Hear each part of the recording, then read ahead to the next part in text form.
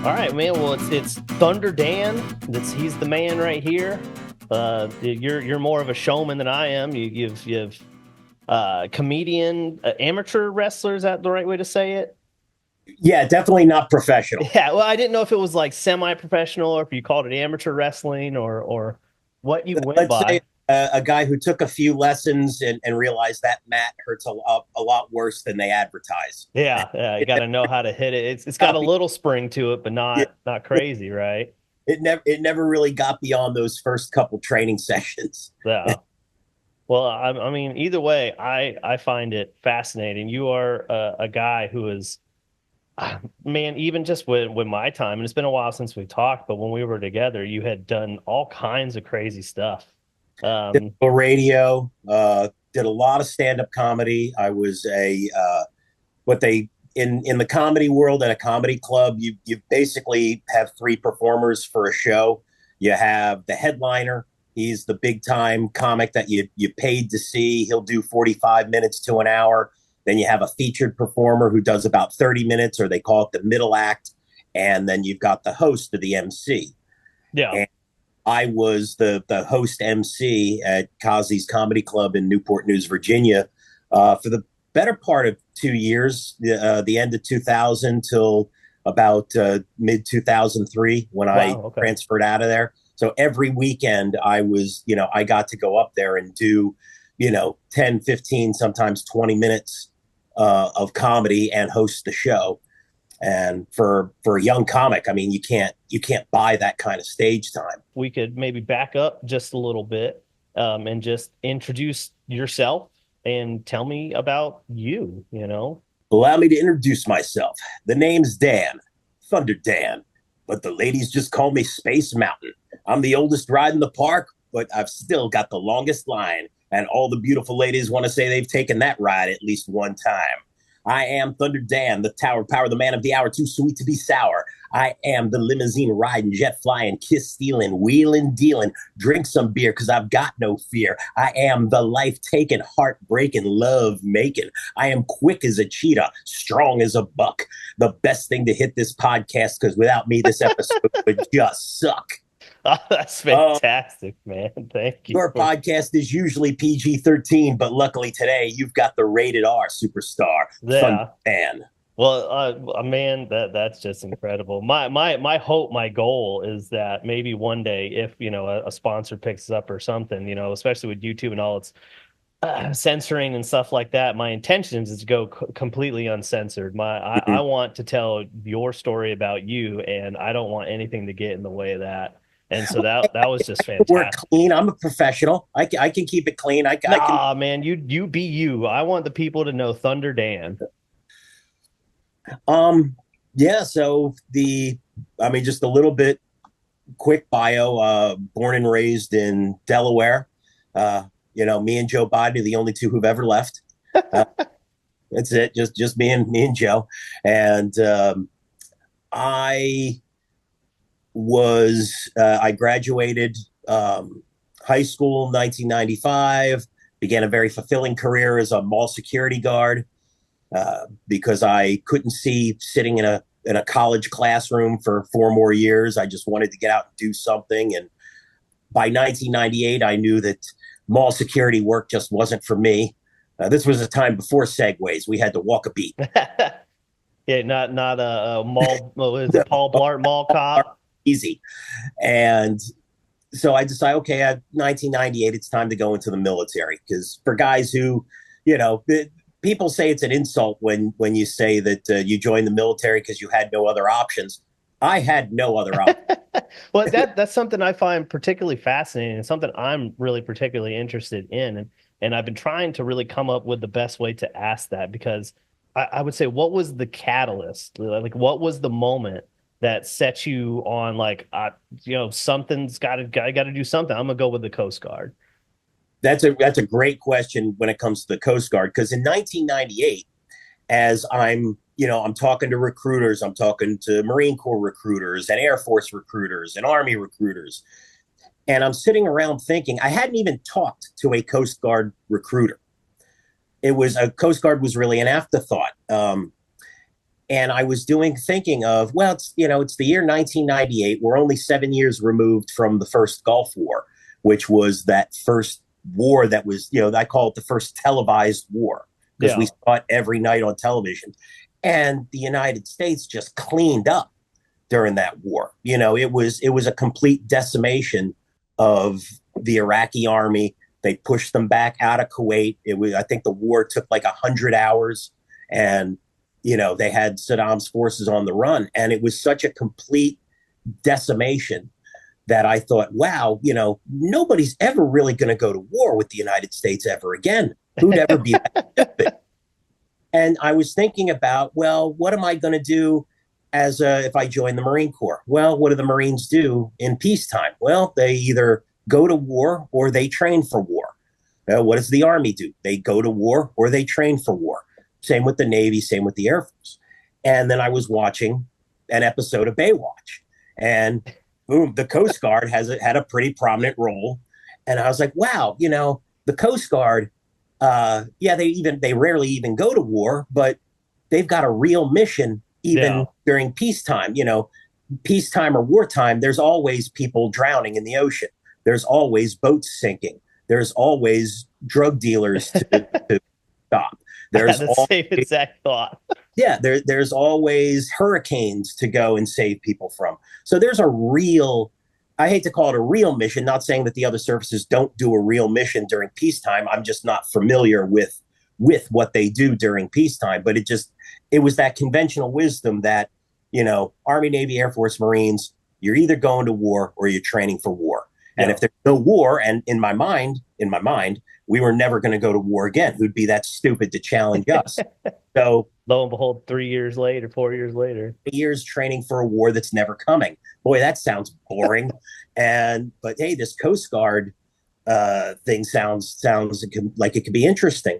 And I think the best part was, as you call, and I don't know what your experience was with recruiters, but boy, once you give them any little bit of interest, they're calling you every other day. Oh yeah, they're double checking you. They're calling you 2 or 3 times a day.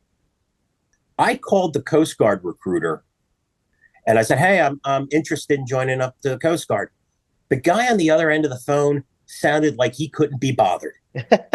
He was like, really? I'm like, yeah, no, really. This is not a prank call. I really want to join. Well, yeah, I guess we might have some spots open. He's like, well, can you send me some literature or something? Can I give you my address? It was like he was almost playing hard to get, and it worked because now all of a sudden I'm calling him 2 or 3 times a day. And finally I drive down to the recruiting office, and he's, it made it sound like that I was bothering him. He's like, all right, here, sign this, here's some background check paperwork to fill out, get it back to me, whatever. And it was just like, wow, these guys must not be hard up for people. He can just give me the brush off, but it made me want to join more. yeah.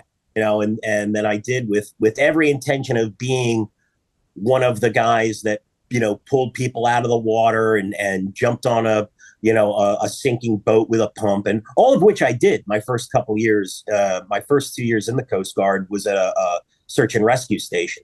So I was doing that, I was, driving a small boat into a hurricane to get people off of a houseboat. I jumped over, with a pump to, pump out somebody's sinking boat, trying to get the pump set up before the boat sank. I was doing boardings, recreational safety boardings, and migrant boardings. I was in South Florida, so there was a lot of Haitian and Cuban migrant operations that I was doing. And that was what I thought the Coast Guard was. That was my real Coast Guard job. And then after 9/11 happens, the Coast Guard realizes that they were hilariously outgunned and outtrained by, these possible terrorists. And so the Coast Guard went and hired a bunch of ex-Army Rangers, ex-Navy SEALs to train up a Coast Guard anti-terrorist element. Mm-hmm. And those were the first, what they called MSSTs, Maritime Safety Security Teams. And I was they call it a plank owner. I was on the very first MSST out of Boston, and where those type of techniques were taught for the first time, and that ended up being my career for the most part. I never had a real Coast Guard career after that. I was all the anti-terrorist teams or the TACLETs, the tactical law enforcement teams, and really the only kind of break I had was the raid team, Yeah. which was I was trying to get to where they called the Middle Eastern training team, the MET team, which was over in Bahrain. And those guys, they train up the boat boarding teams, the Coast Guard boarding teams. There were at the time 6 Coast Guard cutters, and they would do the training for the boarding teams, and then they themselves would go out on Navy ships and do boardings. And that was where I was trying to get to. Mm-hmm. But they had filled up the team by then, and the person who was doing the what we call the detailer, the assignments officer, I knew him, he knew me. He said, well, I can't get you on the Met team, but we got this thing out here called the raid team. And I'm like, I don't know what it is, but if it's out there, I'll take it. And Sounds cool. Want to raid stuff? Yeah, well, that's what I thought. It was a raid team, and it's in the Middle East. So, oh yeah, we're boots on the ground in Iraq and Afghanistan. I'm like, sign me up. I don't know what it is, but I'll take it. And that's when I first learned that we had boots on the ground in Iraq and Afghanistan. Mm-hmm. I was like, wait, we've got people in Afghanistan? When did that happen? And 2011 was when we got out there. Yeah.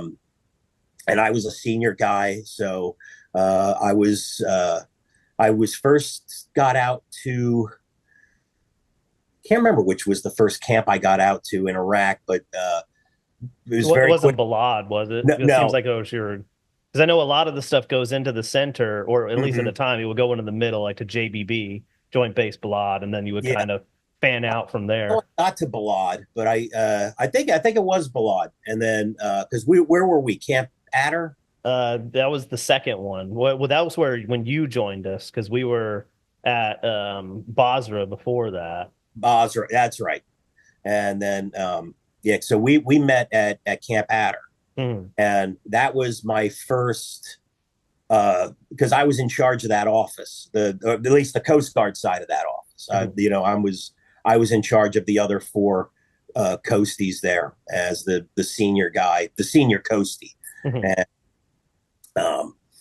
so I ran 2 offices out of Iraq, and then I ran Camp Leatherneck out of Afghanistan. After I left you in at the beginning of 2012, I ended up at Camp Leatherneck for another 5 months, and then my tour ended there, and I rotated home. Gotcha. It's real interesting just to bring it back a second, thinking of especially you as a personality. I wonder if the Coast Guard recruiter, if that was purposeful, if that's his way of weeding out people who are serious about being there, like, oh, if this guy really wants in, I'm gonna make him work for it, and he's gonna show me he really wants in. And obviously you did with the things that you wanted to do. Yeah, I've always wondered that myself, or I wondered was he really just lazy?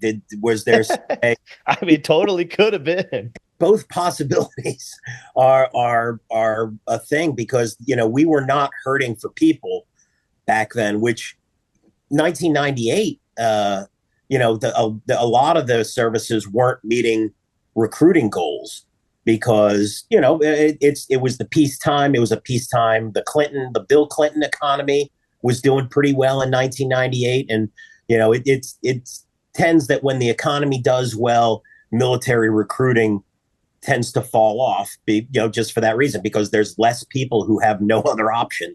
Well, yeah, I mean, economies, if it's on the rise, people have jobs, they have work. If there's general satisfaction with their lives and work. But yeah, I mean, that time, peacetime, because I mean, I know definitely, at least in my age group, because I was only in middle school when 9/11 happened, but high schoolers and stuff at that time when it happened, they were so many people that were like, yeah, I'm gonna go be part of it, as soon as recruiting, obviously ramped up back after that.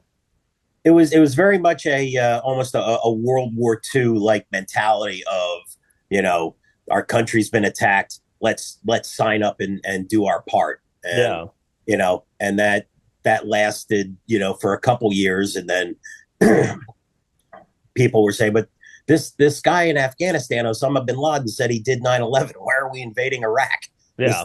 this can our military leaders really not read a map? What's going on? Why don't we invade Barbados then? Yeah. At least Good. invade a nice place. Yeah, and some nice somewhere with a nice vacation spot. Maybe there's a Yeah. resort there. So tell me more about that time in between, like when you join up and 9/11 happens. What exactly were you starting to do in your job for the Coast Guard? So I had left the small boat station, um, and in South Florida. I was living in Virginia. I was stationed. Actually, I was still in what the Coast Guard calls an A or a C school. I graduated A school, which is, for the Army guys, that's your MOS, that's Okay. your job title. I was at the time I was a gunner's mate. I was a weapons guy, and I was at school for the Mark 38 25 millimeter machine gun, which was the main weapon system on Coast Guard patrol boats. Back then, we had 110-foot patrol boats, 82-foot patrol boats, and I believe there would be one on the biggest cutters we had, the 378-foot cutters. That was their second largest gun. And so I'm in school for that. I really thought my career path at that point was going to be as a gun technician. I was going to be a big gun tech. I was learning the electronics. I was learning how to troubleshoot. I was learning how to disassemble it, clean it, basically maintain it. I was going to be a big gun technician. That was my career path. In the middle of class, they stopped class to say, hey, if any of you have family or relatives in New York City, start making some phone calls because something bad's happened. And nobody in the class had any relatives from New York, so we actually kept going with the class. We didn't know anything was going on till lunchtime. I go down to the E Club there to grab a sandwich, and I look up at the television and I'm like, oh wow, that's what a terrible accident that must have been. Yeah. They show the video of the second plane. I'm like, oh wait a minute, this isn't so much of an accident now. This looks like it's an on purpose, and it was just it was surreal to try to process that because we still had to go back to class. Yeah. Yeah. That afternoon. So it was like, trying to process all of this and thinking, I think the whole world's just changed. The whole world sure. is about to change, while still trying to do my job, my duty there to pass this test and get this qualification. And I'm sure the thoughts are running through your head, like I'm in the military, the Mm-hmm. New York City skyline's on fire. Where will I end up next? Now Yeah. that this has happened, like my plans are all about to be different. Honestly, and this is it's terrible to say because it's kind of selfish, but the first thing I thought was, man, I'm going to have to wake up like an hour early tomorrow because the front gate is going to be stopped solid. Well, they're going to check every inch of every car that tries to come on base tomorrow. I wonder if I should even go home, see if I can get a barracks room for the night, so that because getting on base is going to be so difficult tomorrow and for the next, who knows how long. I mean, I'm very pragmatic that way. It's a very perfectly logical thought. I mean, you consider us as humans and the thoughts that go through. I was a kid when it happened, so obviously, like I saw something crazy was going on TV. I couldn't fully process, what exactly it was, but I mean, I'm sure my, thought was like, hey, when's lunchtime? Like, I'm hungry. I'm 11, So no, I mean, I get it. The only other thing I could equate it to, I'm a little older than you, was I was in grade school. I was in fourth or fifth grade when the Challenger disaster happened. Gotcha. And I was one of the classrooms where they wheeled in the television to watch the shuttle launch.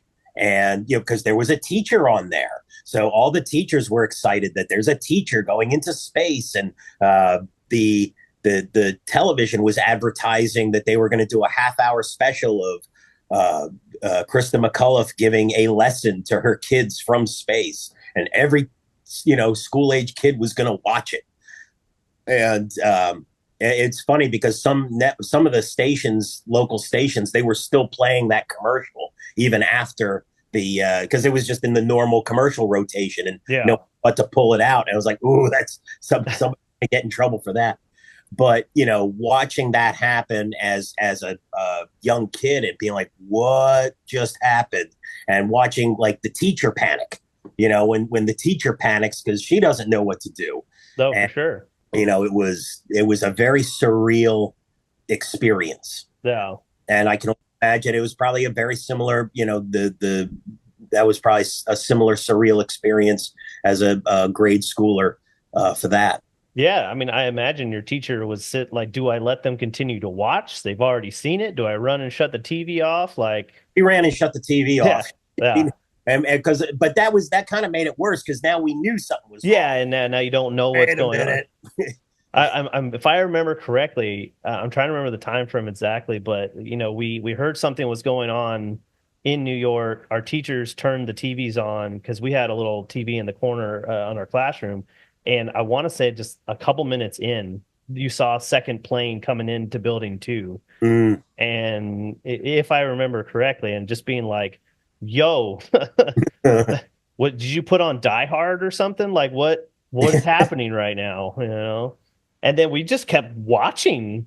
But they probably should have done something differently. But I'm sure it was similar.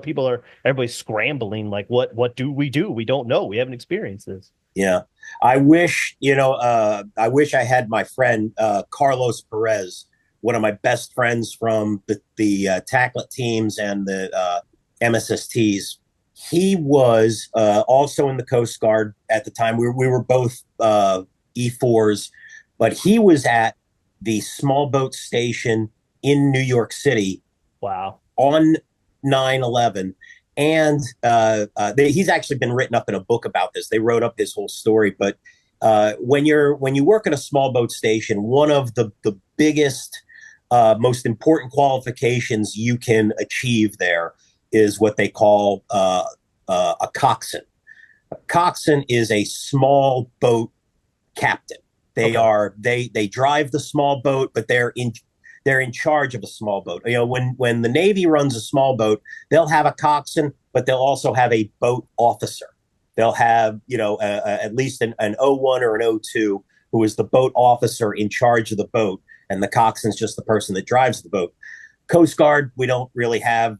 We can't spare officers for things like that. The coxswain would be an E4, but drives the boat, is in charge of the boat, has to know all the applicable navigation rules. They have as much education on driving boats as like a professional boat captain. Like that's the amount of knowledge you have to be a coxswain in the Coast Guard. They're kind of like our Top Gun fighter pilots. They really, you put a lot of education and training. They drive small boats, the way that fighter pilots fly planes. That's how much training and education goes into them, especially guys who do it at what we call surf stations, where they have crashing waves that can capsize a boat. Those kind of guys are really good small boat drivers. He had just passed his coxswain oral board and check ride. So September 11th, 2001 was his first day as a qualified, certified coxswain. Wow. And it was the first day he took the boat out on his own, by himself. Well, not by himself. He had a crew, but by himself, that there was no senior coxswain with him. He was the senior guy on that boat that day. And they were just out doing a routine patrol, stopping people. Hey, do you have enough life jackets? Do you have a radio? Do you have a sound producing device? Those kind of recreational safety boardings, and just out, doing, what you normally do in the Coast Guard. It's a normal day when he gets the radio call. Hey, drive on out to Manhattan. There's been an accident at the World Trade Center, and he gets there just in time to see the second plane. Um, by now, people are starting to congregate around the battery, and um, the he's starting to formulate ideas. Okay, I can bring the boat around here and I can load up 20 people and drive them across to Long Island, because they had stopped the ferries. Hmm. So people are, there's no way for people to get off the island. But he tells a great story as they're kind of waiting, because there's nothing really that he can do from the water. But he gets the radio call. Be advised, engineers are saying that the tower, the first tower could collapse at any moment. And so he's like, he doesn't know which way the tower is going to collapse. If it Yeah. collapsed right into the water, it could collapse right on him. And so they see that first tower start to come down. He's driving away. At least he's driving away from the direction that he thinks it's coming down. He didn't know it's coming straight down. He Yeah. thought it would come down left or right. Um, and then, of course, that smoke and everything, comes out. They shut the windows. Everybody's inside the cabin to try and keep that smoke out. But he couldn't see anything. I was just thinking that. That he's got a little radar, but the radar is not going to tell you where the seawall is. So he's trying to just hold it on station. And he said by the time it cleared enough that we could see, I was about 30 feet from the seawall, and that's how close he came to hitting the boat. Who knows what happens to the boat once you hit that? You Yeah. put on that boat, now you're in trouble yourself. Once the smoke cleared, he was one of the first guys to drive over to the battery, start loading people onto the boat and evacuating Manhattan. And eventually they had Coast Guard guys. They had a bunch of Coast Guard boats and a bunch of civilian boats. The Coast Guard's rounding up civilian boats, getting up to the battery, and then they would hold up signs like, okay, this boat's going to go to Long Island, and this boat's going to go to Jersey, and this boat's going to go to here, there, wherever. And they just try to separate the people the best they can and take them, where, it's try to be the most convenient to just Yeah. evacuate Manhattan. I hate to, so I guess I didn't realize I had to upgrade to Pro on Zoom to go longer than however we long we got. Oh, no. So I might have to restart the meeting, but that's a problem for me in editing. It'll be multiple videos, but that's something I can make happen. Sorry about that. No, not a It's problem. very amateurish of me. I did not even Yeah. realize. Hey, like I said, I blocked out like all day, so yeah, All we right. got time. All right. I'm just going to stop it here and then end the meeting. And then At least I got that whole story out. oh, yeah, for sure. I'm sitting at 5 minutes left. And I was like, man, like I wasn't not trying to ignore you, but I'm just like, I see the timer in the corner now Mm-hmm. going like, oh, please don't cut Dan off. No, hey, I've always been about timing, so I knew we were getting close to something instinctively. All right. We're back again. Sorry about that. Okay. So luckily that story ended right at the right time. Yeah, yeah, it had a perfect little break in there. I got lucky with that, but let's see if that luck continues from here. All right. So we were speaking about your friend and 9/11 and your training and all that stuff, which is kind of one of the things that I mean. Obviously, I want to talk to anybody who will talk to me. Really, I'm trying to take a specific focus on people like you and I, who like no one really hears about, no one knows about, Mm-hmm. the jobs that no one's ever heard of, and that's one thing that particularly even with the Coast Guard. That I don't think most people. I mean, I think a lot of people have the idea of what the Coast Guard is and does. I mean, they guard the coast, kind of thing. But to think of someone who was just outside of New York when 9/11 happened and he was just going on his normal, I'm assuming, like daily routine of patrolling the waters and such. I hadn't even considered, it's obvious now that you say it, but I hadn't even considered that there was those people out there doing that. Yeah, and that was a big.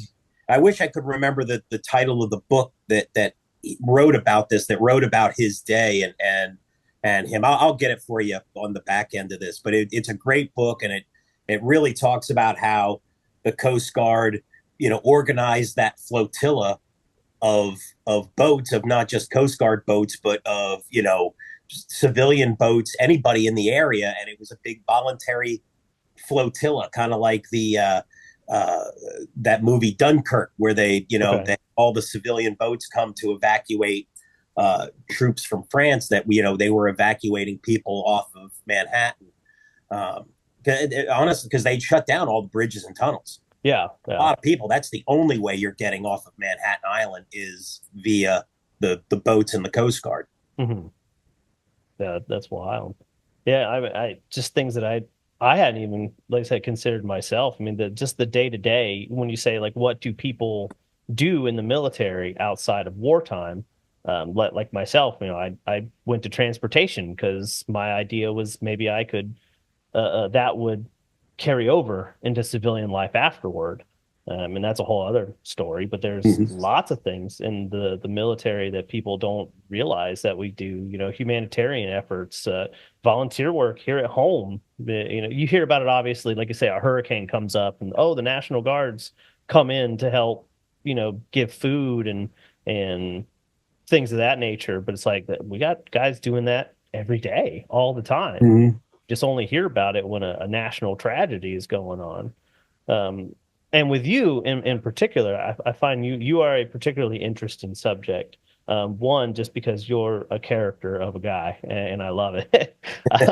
But you have a unique perspective in that you started out doing the more combat kind of oriented deal, and then you slowly transitioned over into what we call combat service support. They call it force multipliers or something silly, Mm-hmm. I think now. But um, so with you, after 9/11 happened, what was your job specifically? Like what was your title at that time?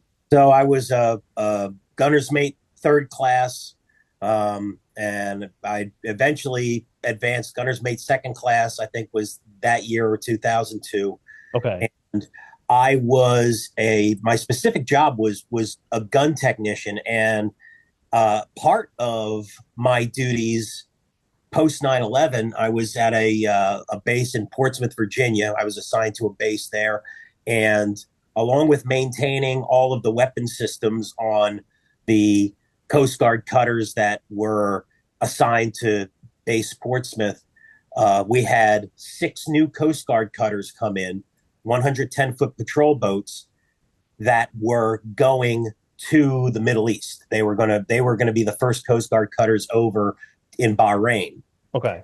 and I helped augment their weapon systems. Normally, with a Coast Guard patrol boat, you have the 25 millimeter on the bow, and maybe you have two 50 caliber machine guns on the bridge wings. That's about it. And, various small arms, rifles and shotguns and pistols. For these boats, we completely switched out the bridge wings with two twin 50 cal mounts, a 50 cal mount on the back of the boat, the stern, and a 40 millimeter grenade launcher. So I was working with the team that installed all of those, that got all of basically that got all of those patrol boats mission ready, as those were the first Coast Guard assets that were going to the Middle East So for you what ended up being, the Iraq War. you kind of transitioned from more less of a maintenance to more of a combat ready upgrading things for a Correct. little bit bigger deal. Correct. Um, And when my when my time was done at they call it a weapons augmentation team, or a WAT. When my time was done there, when I was getting ready, I was either going to rotate out or get out of the Coast Guard completely. And this is when I was doing comedy and a little bit of radio, and I thought, well, I'm really at a crossroads here. Do I, I've done my duty, I did my job, I've done my duty, I'm proud of my service. I could end it here with my head held high and try to go into this, try to go into the entertainment industry, and see, if that crashes and burns, or, if I can make a career of that, or do I stay in? Because, like I said, this was the time here, 2002, 2003, the Coast Guard is starting to ramp up its anti-terrorist teams. For the first time, they're starting an anti-terrorist team, and I thought, wow, I could be part of history. I could get in on the ground floor of this. And I was still a young man. I think I was 23, 24 years old. So I was right at that, my peak physically. So, when they talk about, hey, they're going to start like a selection process. You're going to have to, do a 1.5 mile run in this time, and this many push-ups and that many pull-ups. And like, yeah, I could do that. I'm ready for that. And so I made the decision that I was going to, leave comedy and entertainment as the hobby, as, on the back burner. And I'm really going to give this, I'm really going to focus on anti-terrorism, force protection, these specialty teams that the Coast Guard's starting. I'm really going to focus on that. I'm going to make this my career path. And I was transferred to the team in Boston. At the time, there was no team in Boston. We didn't even have office space yet. And that's nothing new for you. Yep. And but I had orders, and I was getting emails from the commanding officer telling guys that, hey, we're technically stationed in, at the sector building in Boston, but really we're going to be doing everything out of Cape Cod. So if you're going to get an apartment, if you're a single man, you should get your apartment on Cape Cod, because that's where we'll be doing all our operations from. I still went and got an apartment in the city in Boston, which in the better decision, because we ended up working out of Boston a lot more than Cape Cod. Wow. I felt so bad for people that had to make that 3-hour drive every day. But that was the start of the Coast Guard's anti-terrorist teams. We went down to Camp Lejeune, and that's where we stood up these were brand new small boat tactics. Like, our coxswains had to learn new tactics, like things like shouldering a boat, actually taking our boat and ramming another boat to potentially push it away from a high valued asset. These were things that were never even heard of in the Coast Guard. If you accidentally brushed up against another boat, it usually meant, they'd pull your coxswain letter. Now we're teaching guys to ram boat. We had these brand new safe boats with M240 mounts. I'm shooting the M240 for the first time. And just learning. We had got less lethal shotguns. We're learning how to shoot less lethal ammunition from a moving boat to a moving boat. Learning how to shoot if it's an open cabin boat, learning how to shoot a boat driver right off the wheel, with a rubber fin stabilized shotgun round. Wild type training, some of which isn't used anymore today, but it's a lot of trial and error to get the teams up to speed, because we did start doing some high valued assets, very quickly. I was on the first MISS team to go down to Guantanamo Bay. We guarded, the facilities down there from the water, guarded the Super Bowl, guarded submarines, coming in and out of the sub pens. They had us out there because, it was a very heightened time for security. People didn't know where the next attack was coming from. Yeah. Well, from what I understand, the way that I remember it is you sort of transitioned to becoming like the Coast Guard's version of the Special Forces kind of thing that they had. Yeah, that's what they called it. They at first it was called the DOG, the Deployable Operations Group, and that morphed into what they called the DSF, Deployable Specialized Forces. They never call it Special Forces. That's like the Army, but specialized. Didn't want to step on any toes or No, anything. no, no. That's don't you don't want to get into that argument. And but when people would ask that, oh, are you special forces? I would always say, yeah, I'm special ed. Um, that's what we are, special ed. And but I mean, there were I remember doing hurricane relief efforts in Puerto Rico in 2017. This is where I was part of Tacklet, and my normal, just my normal loadout. I had a Mark 18 rifle, which is like the M4 you used to carry in the Army, but smaller, Hmm. an even smaller barrel with a suppressor on the barrel. We had suppressors because we worked with night vision goggles inside the skin of a ship, and if you shoot if without a suppressor you get a big muzzle flash, wipes out your night vision goggles. So we got authorized to run with suppressors. So here I am, running around, with a suppressed weapon. And there were Army National Guard down there, also doing hurricane relief, and they're looking at me wondering what the hell with a suppressed weapon down there. And so, are you like special forces? And I'm like, yeah, I'm special, all right. We're And running around with Woodstock M16 still, and this Coasty's got suppressors and all the cool yeah, stuff. yeah. Speaking of that, that's what I remember. One of my fondest not memories from our year was I remember going to the armory in Kuwait, the Coast Guard armory in Kuwait, to get issued weapons because we ran with weapons every day. You're at the gym, you've got a shoulder holster on. You're at the chow hall, you've got your weapon. Da da da. And I remember checking in, thinking like, wow, this is an important mission. I'm sure they've given us, a top of the line. Maybe I'll even get a Mark 18 like I've been running with the MIS teams and the tacklets. And they're like, yeah, we're kind of low right now on rifles. We've got this old M16A1 from Vietnam, or this Civil War musket. And I'm like, I'll take the Civil War musket. I'm like, just screw it. I mean, like if I'm going to be, if I'm gonna have to look bad in front of the Army, make me look really bad. I'll take the musket. And I remember my commanding officer was there, and they hand me the M6, and it's an M16A1.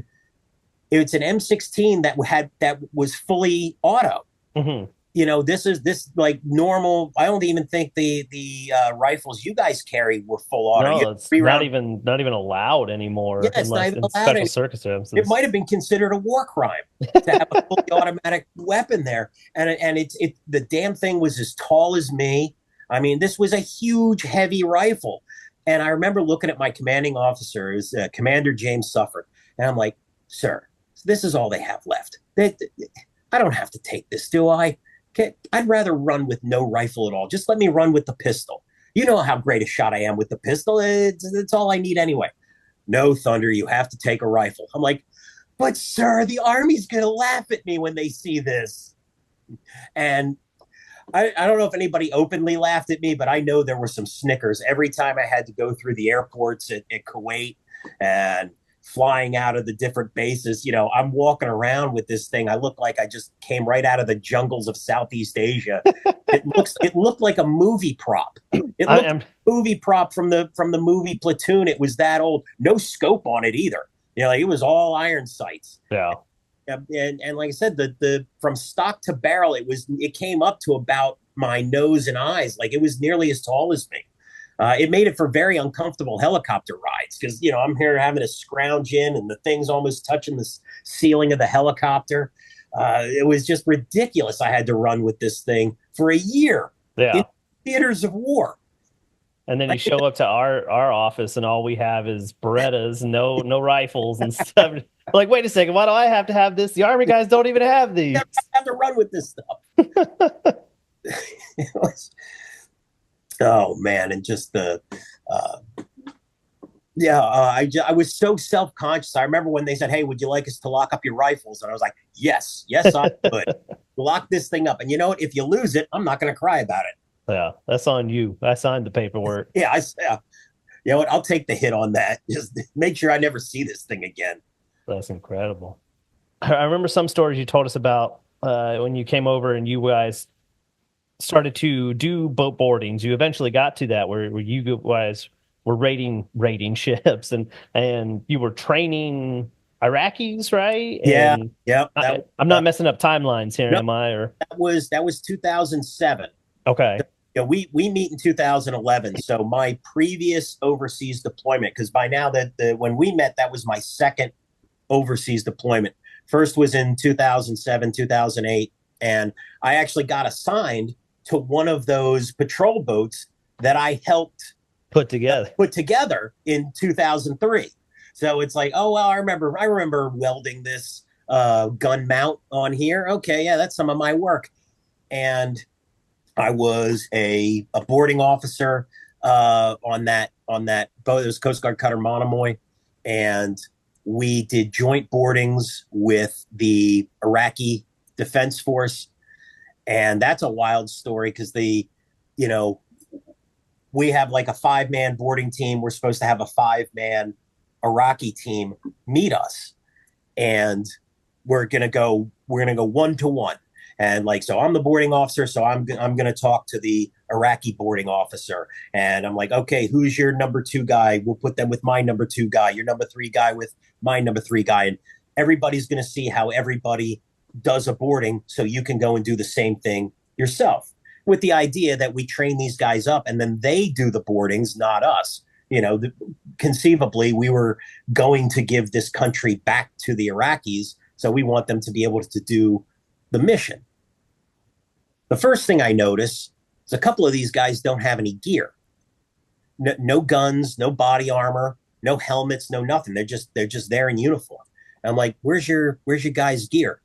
And they talk to him. He's like, he sold it down at Basra Market. And I'm like, wait, what? And it was like, yeah, we really don't pay well enough for guys to live. So he got issued his gear, took it down to Basra Market, sold it. And I was like, so he's saying he sold, ballistic plates and a ballistic plate carrier and guns down at the marketplace where, a well-to-do, Al Qaeda or ISIS guy could now buy them and is now wearing, U.S. quality ballistic plates. He's like, yep. And then I'm like, all right, I'll process this later. All right, let's start the board. First thing we do, and I'm talking to their boarding officer. I'm like, all right, the first thing we do before we start a boarding, we're going to do a gear check. Some of your guys are already behind the 8 ball, but let's check the gear you have. So the first thing we do, we poke each other in the chest and see if, make sure we're wearing our plates. Because sometimes guys, the plates are heavy. It's hot out here. Sometimes guys won't wear their plates. We have 2-man integrity. Everybody checks each other's plates. So I go and, tap the plate, and, you can feel my plate. And I go to tap this guy's plate, and it feels soft. And I'm like, what the hell is this? Open up his plate carrier. It's like the Sears catalog, a couple Maxim magazines. I'm like, where are your plates? And he's like, sold them down at Basra Market. And I'm like, oh my God, that's what's going on here. These guys are just, at least he's got a gun though. So, Yeah. he can do, he's not going to be completely useless on the boarding. So I'm like, all right, this will be for the after action report. I go, I give go get ready to give the pre-board briefing.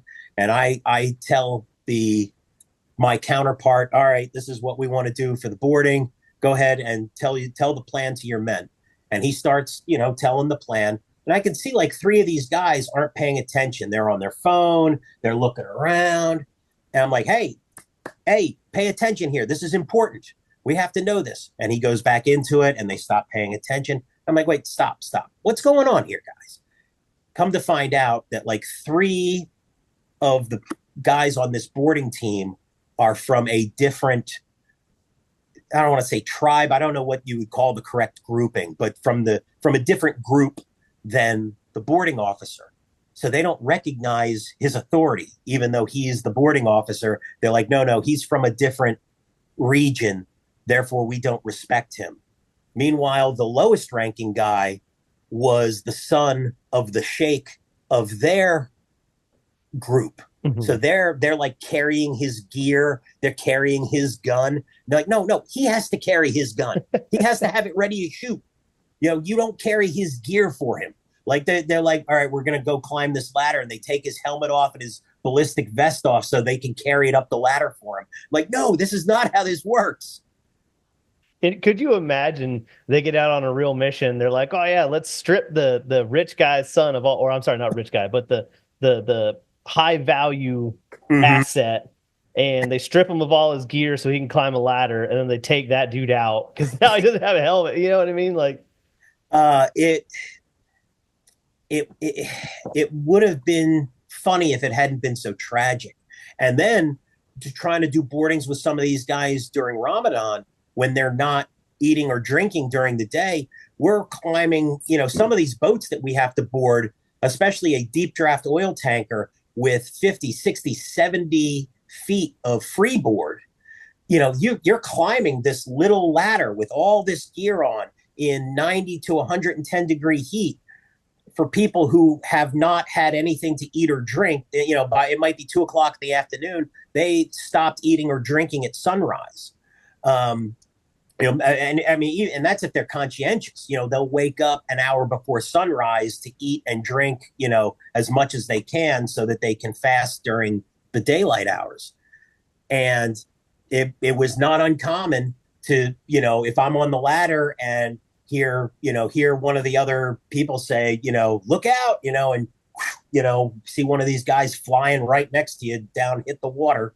And, now the boat's got to, shovel them out of the water. And, well, we're down one guy now.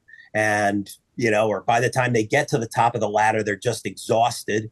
It's like, hey, we need about 5 minutes before we can start this boarding. Like, no, the boarding has started. yeah, The bad no, guys know if there are bad guys on this boat, they know we're here. yeah, We need to get the bridge. We need to get the engine room. We need to get everything secure and start the safety check to make sure the boat is seaworthy, and just trying to get these guys motivated.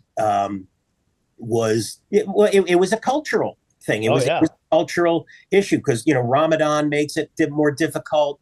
The idea of inshallah, which, you and I know what that word means to people who may be listening for the first time who are not familiar with Middle Eastern culture. Inshallah means if it is God's will. And that's, well, hey, we need to start this podcast by noon. Well, I'll be there by noon, inshallah. And which yeah. I'm not there by noon. It's not my fault. It was God's will that I didn't get on the podcast by noon. Or, we'll do that boarding, inshallah, and hey, man, we got to get this boarding started. No. If God wanted me doing this boarding, he wouldn't make me so tired right now. And, No. and that's, we were having to deal with those kind of cultural issues.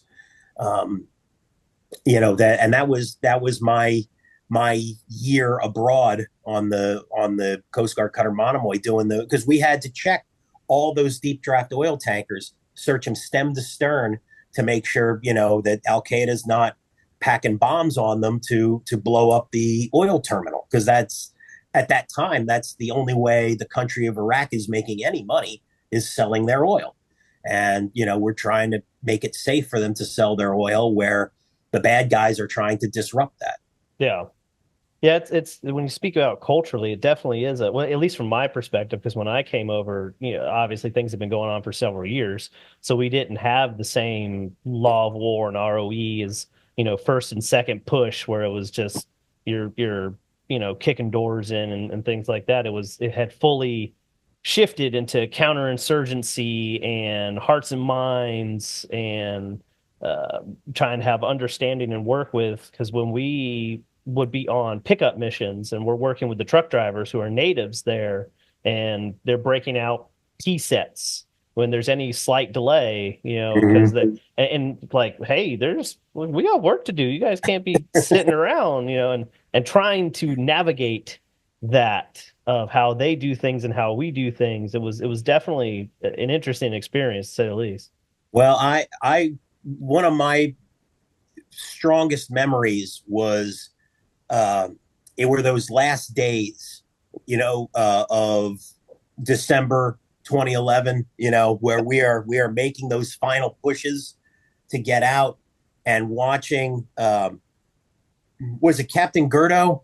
Hmm. Yeah, and listening to him take phone calls about how, because when you call in for a flatbed, you're expecting to get at least two containers on those big flatbeds, and then all of a sudden they're showing up with junk on Yeah. the flatbed. To, oh no, boss, I got this junk on here. I can only take one container because they know if they make two trips, they get paid twice. Or And they're trying to make a little extra money because that junk is to sell to someone else that's on mm-hmm, their route. yep, mm-hmm. And it's watching just the amount of graft taking place in those last few weeks of where the entire United States policy was screw it, don't care how much it costs, just get it out of country, trying to leave this, and the Iraqis knowing this, the Iraqis are like, hey, we know they're trying to leave, and let's squeeze every last dime out of them that we can, before they go, because we were a pretty good cash cow for about 10 years. Yeah. That country, if you were an entrepreneur in Iraq, you made out pretty well during the occupation. When I try to explain to people that ask me that the generous way of putting it is that it's like the ultra opportunistic mindset Mm-hmm. of the, like I say, of a culture of an entire people, because it wasn't like you were just a few people were like that. It was everyone. And I think a lot of that goes to it's a comes from a desert nomadic culture where you have to be opportunistic to survive. The desert does not have a lot of resources, so you take the resources where you can get them. Yeah. And as Booker T would say, "Don't hate the play, hate the game." And And I definitely want to get a little more into that. I would, however, like to take a step back maybe a little bit to, because that's very much part of our time there and what we were doing. So you're trying to train they called them the Iraqi River Police, yeah, correct? yeah. Okay. You're doing that. You're What's the next step for you after that portion? After that, I think we sent a pretty strongly worded after action report saying that hey, these guys really aren't ready for prime time, and there needs to be a little bit better vetting of people and training before they even get to us, because we're when you've got guys falling off of ladders and you've got guys that can't get along in their team. um, Plus, we told, sent out that hey, some of our equipment that we're selling these guys is ending up at Basra Market. Somebody might want to take a look at that before it ends up in some bad guys' hands. We really didn't do that many joint boardings anymore.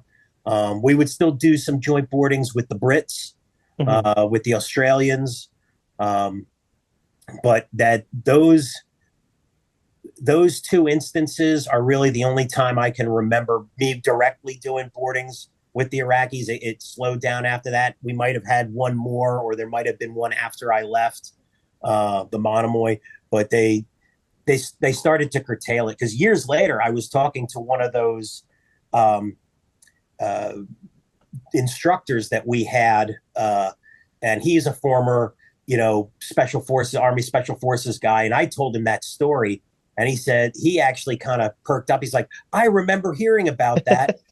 They sent us down to Basra Market, and I started taking, and I saw them. I saw 9mm Berettas. They looked like they were U.S. issue. I took pictures of them. I took pictures of the serial numbers. I ran it back up the chain, and they were U.S. issued, given to the Iraqi River Police, who went and sold it to the market. And I tried to raise the alarm, and they said, we've already written it off. Don't worry about it. And it's hell of a way to run a war, but Yeah, I mean, everything was wild over there. it Looking was the back at Wild the, West. Yeah, I always called it the Wild West. I was And just talking to someone the other day about how they didn't realize when we first showed up. or especially the Marines and the early Army units that showed up were still in, jungle Humvees with vinyl doors, Hmm.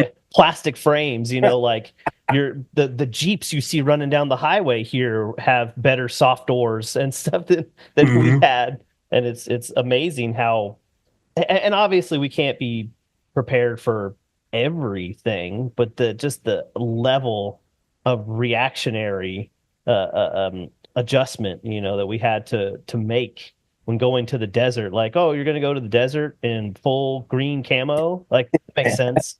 They must have thought that the Iraqi army, seeing those first Marine and Army units coming in wearing the dark green, they must have thought we were raging a-holes, just daring them to shoot at.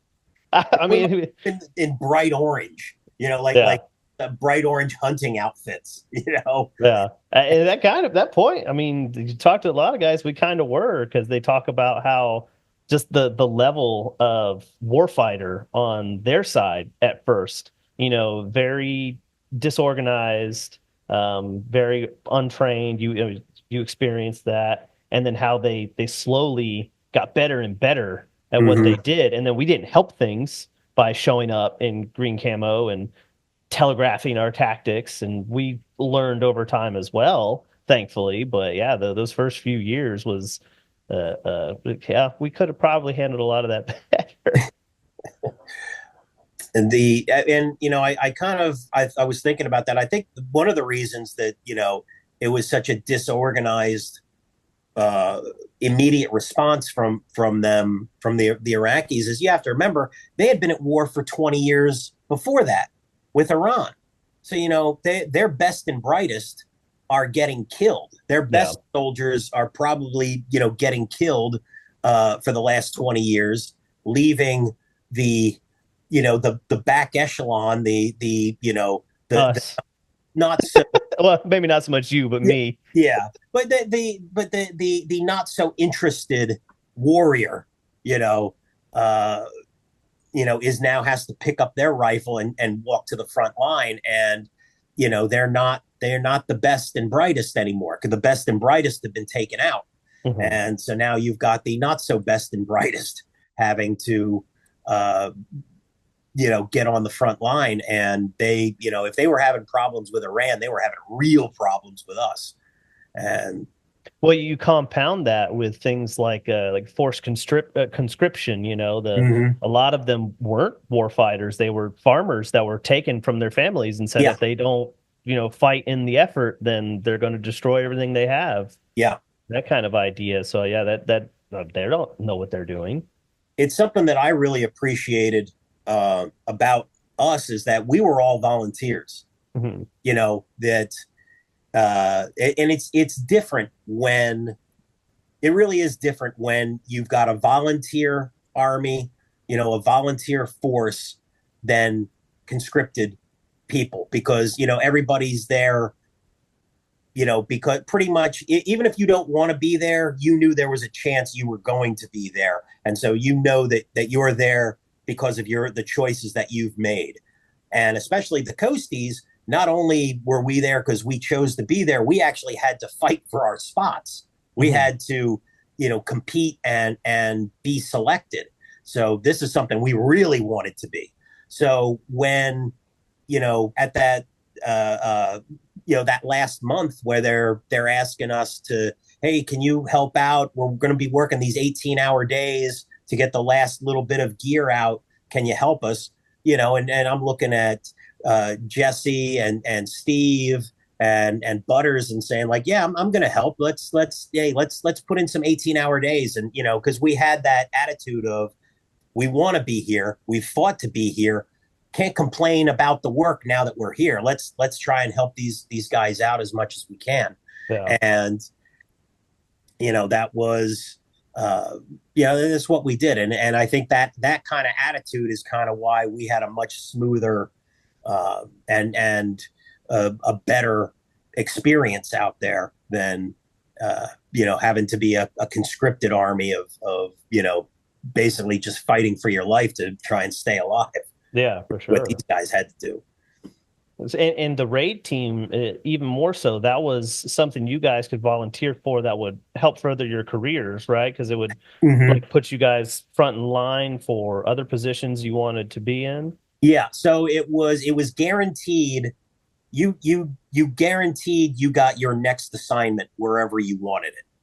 So for a lot of guys, they did that for because it was a career wise to help them out.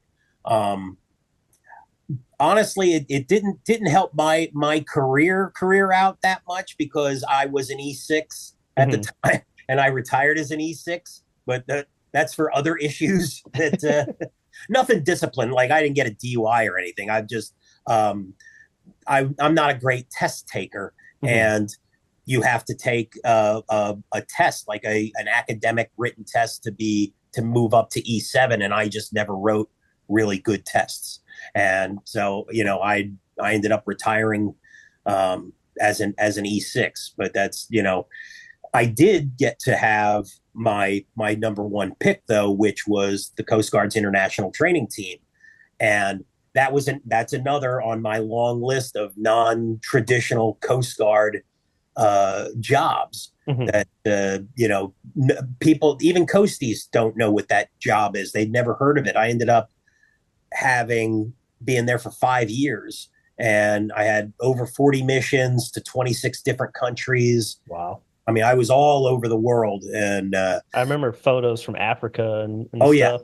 Africa, Europe, Eastern Europe, um, Asia, did a lot of Asia, Thailand, Taiwan, Sri Lanka, Cambodia, a couple other Asian countries, and um, yeah, just all over the world, and got to experience. It's wild because when you think of the Coast Guard, you think of the coast. Yeah. It's where it's join the Navy and see the world, or the Army will take you to all these places around the world, and with as a coastie, you don't that's not on our recruiting poster. Oh So yeah, for sure. uh, Well, that's to, even like first meeting you guys when you came in. You're in our uniforms mm-hmm, with Coast Guard on the nameplate, and yep. we walk up. We're like, wait, his jacket says Coast Guard. Like, what is happening right now? Oh, I remember getting off the helicopter, people doing that double take, going like, "Are we getting a pool? What's going on?" Who who sent the puddle pirates? What happened over here? It's like this is a desert, man. There's no water over here. What are you gonna do? So you go from training Iraqi River Police, and if I'm not mistaken, somewhere in there was like defense of oil derricks or Yeah, so that was the main job that I did on the okay. Cutter Monomoy. Was the Iraq is the coastline of Iraq is too shallow for Hmm. deep draft oil tankers. So they built these two huge oil platforms out in about 40 miles out, and then they just ran a pipeline from the pumping station 40 miles out to those to those terminals, and then deep draft oil tankers can drive up, hook up to the pump, you fill them up, and that's where they go from being 70 feet out of the water to just being like 20 feet out of the water because they're weighed so much lower with oil, and then pay for your 2 million barrels or however much they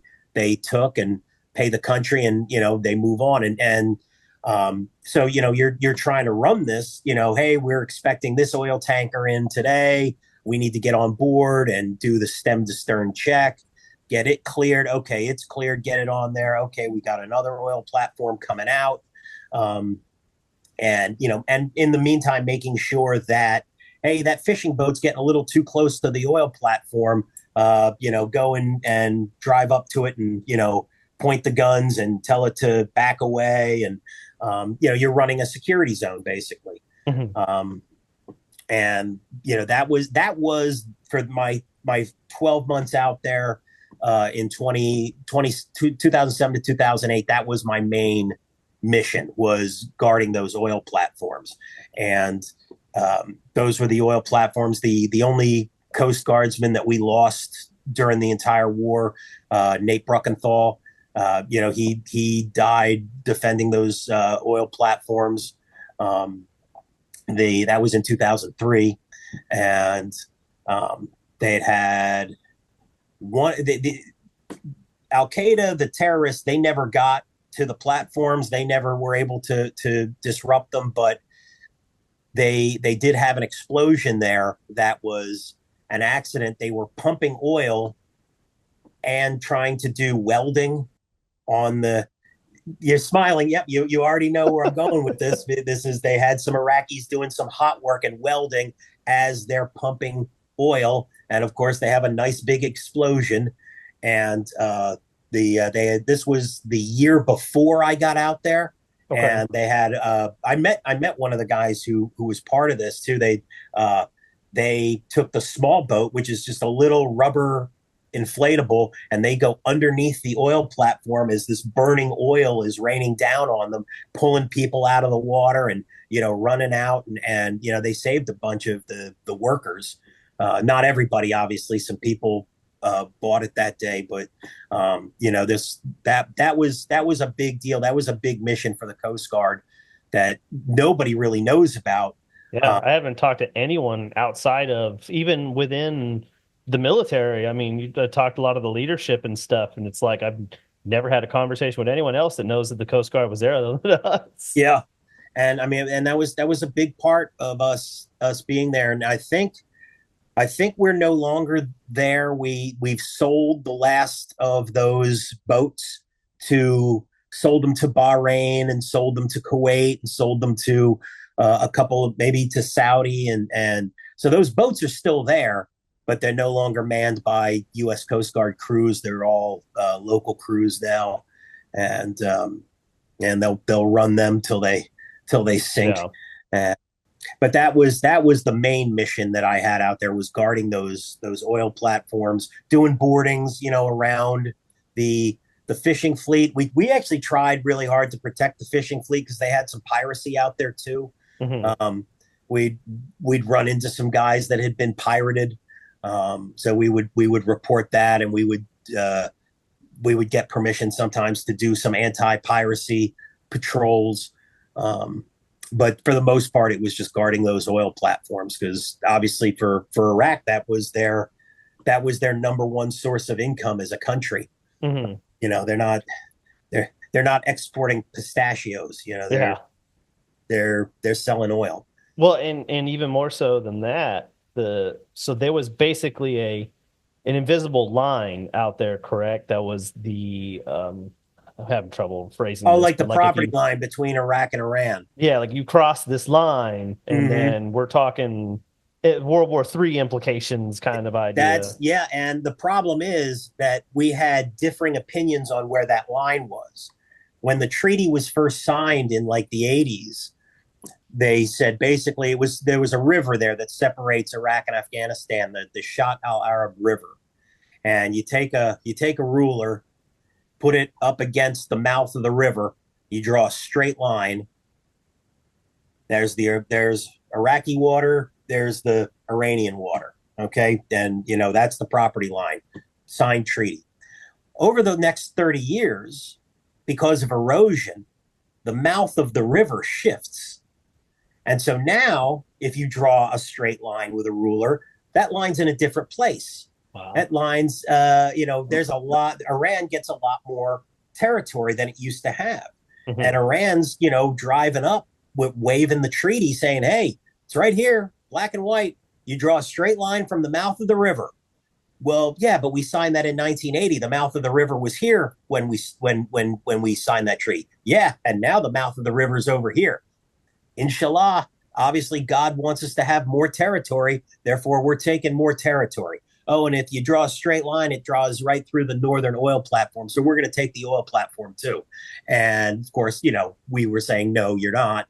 Yeah. And now it becomes, no, no, you're not. Yes, we are. No, we're not. Yeah. And so we would have Iranian boats that would skirt the line, kind of, how you play with your little brother. I'm not touching you. I'm not Yeah. touching you. That's basically what it was, but just people with guns are doing it.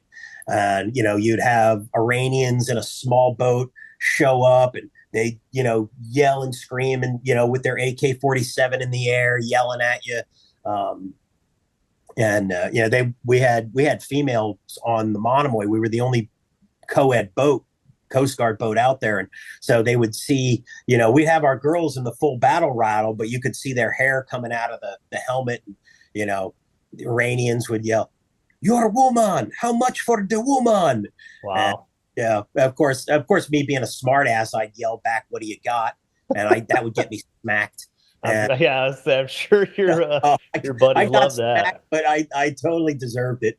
And we're yelling back and forth, and everybody's posturing. It didn't really come to a head until it was right before I got there. So it was a month before I got to the Monomoy. The Brits were doing a boarding near the property line, and normally they do a joint boarding with us. And in fact, it was the Monomoy that was supposed to be there, and we had engine problems, so we couldn't be there. And so the Brits decide to do the boarding themselves, and they got caught kind of with their pants down. That their boarding team's on this boat doing the boarding. They have a small boat with two people on it. All of a sudden, like 4 or 5 Iranian boats show up, guns pointed, saying, "You're doing a boarding in our property. You're under arrest." "No, we're on our side of the property line." "No, you aren't." "Yes, we are." "No, you aren't." "Yes, we are." And eventually, they took the Brits. They captured them. Wow. Disarmed them, took them, um, and I can't remember how long they held them for. It wasn't long. It was maybe a week or 10 days, and they were eventually released. But it was very embarrassing, and it was very. After that, we had very, very specific orders about, you're not doing any boardings near the property line unless there's two Allied ships, a helicopter. We are never going to let this happen again. Yeah, for sure. Um, and uh, and I think it was the year that you and I were together, 2011. Um, it kind of happened again, not because of a boarding, because it was a U.S. Navy team that got lost. Their GPS went down, and nobody could read a map, and they're trying to drive two small boats from where were they coming from? They were coming from Kuwait to I think they were trying to go to Qasar, and which is a ridiculous, or no, Bahrain. They were going from Kuwait to Bahrain, which was a ridiculous distance with small boats. Hmm. You do that with bigger boats, with 110-foot patrol boats. You don't do it with rigid hull inflatable Zodiacs. But they were, Oh, that small kind of thing. yeah, that kind of small. And this has all been written about too. I'm not telling anything that's classified, or I'm Oh, not I out don't of school. deny that. You can anybody listening to the podcast now, you can look this, you can Yeah. Google this, and check out this uh, incident that happened. And reading the stories, the Iranians captured them, and they're interrogating them and said, "Where is your other boat? Where are your other forces?" "No, it's just us." "Don't lie to us. No one would be so stupid as to try to drive a small boat from Kuwait to Bahrain. That's ridiculous. You'd never be that stupid." And the lower ranking Navy guys were going, "That's what we've been saying. This was stupid.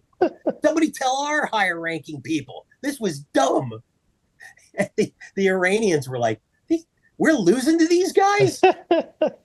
Yeah. I mean, and it makes me wonder when you talk about the concept of, God's will, if that's supposed to happen, just the series of events that leads to those two little boats, or the day your engine goes down and the Brits have to go out by themselves, or choose to go out by themselves, I guess I should say. And then something, was it the Iranians were paying that much attention that they saw only one boat going out that day, or Mm-hmm. did they just happen to be preparing? Did Well, they the like, Iranians, they have what's called the sunken crane, which is, it was a barge with a crane on it, and they took it right to the property line, what was the property line then, and sunk it. And so it's like, and they basically, it's a makeshift shift guard tower. And so they've got crews that go on and off that thing, every couple days. We used to watch the transfers.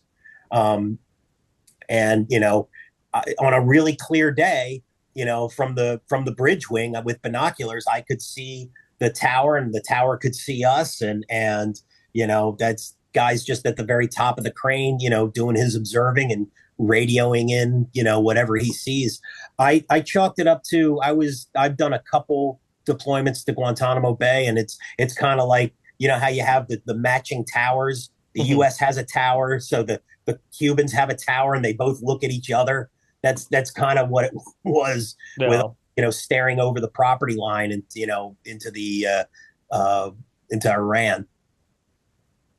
They just the guy was ready. He was Yeah, waiting for that moment. He mm-hmm. saw the one they, boat.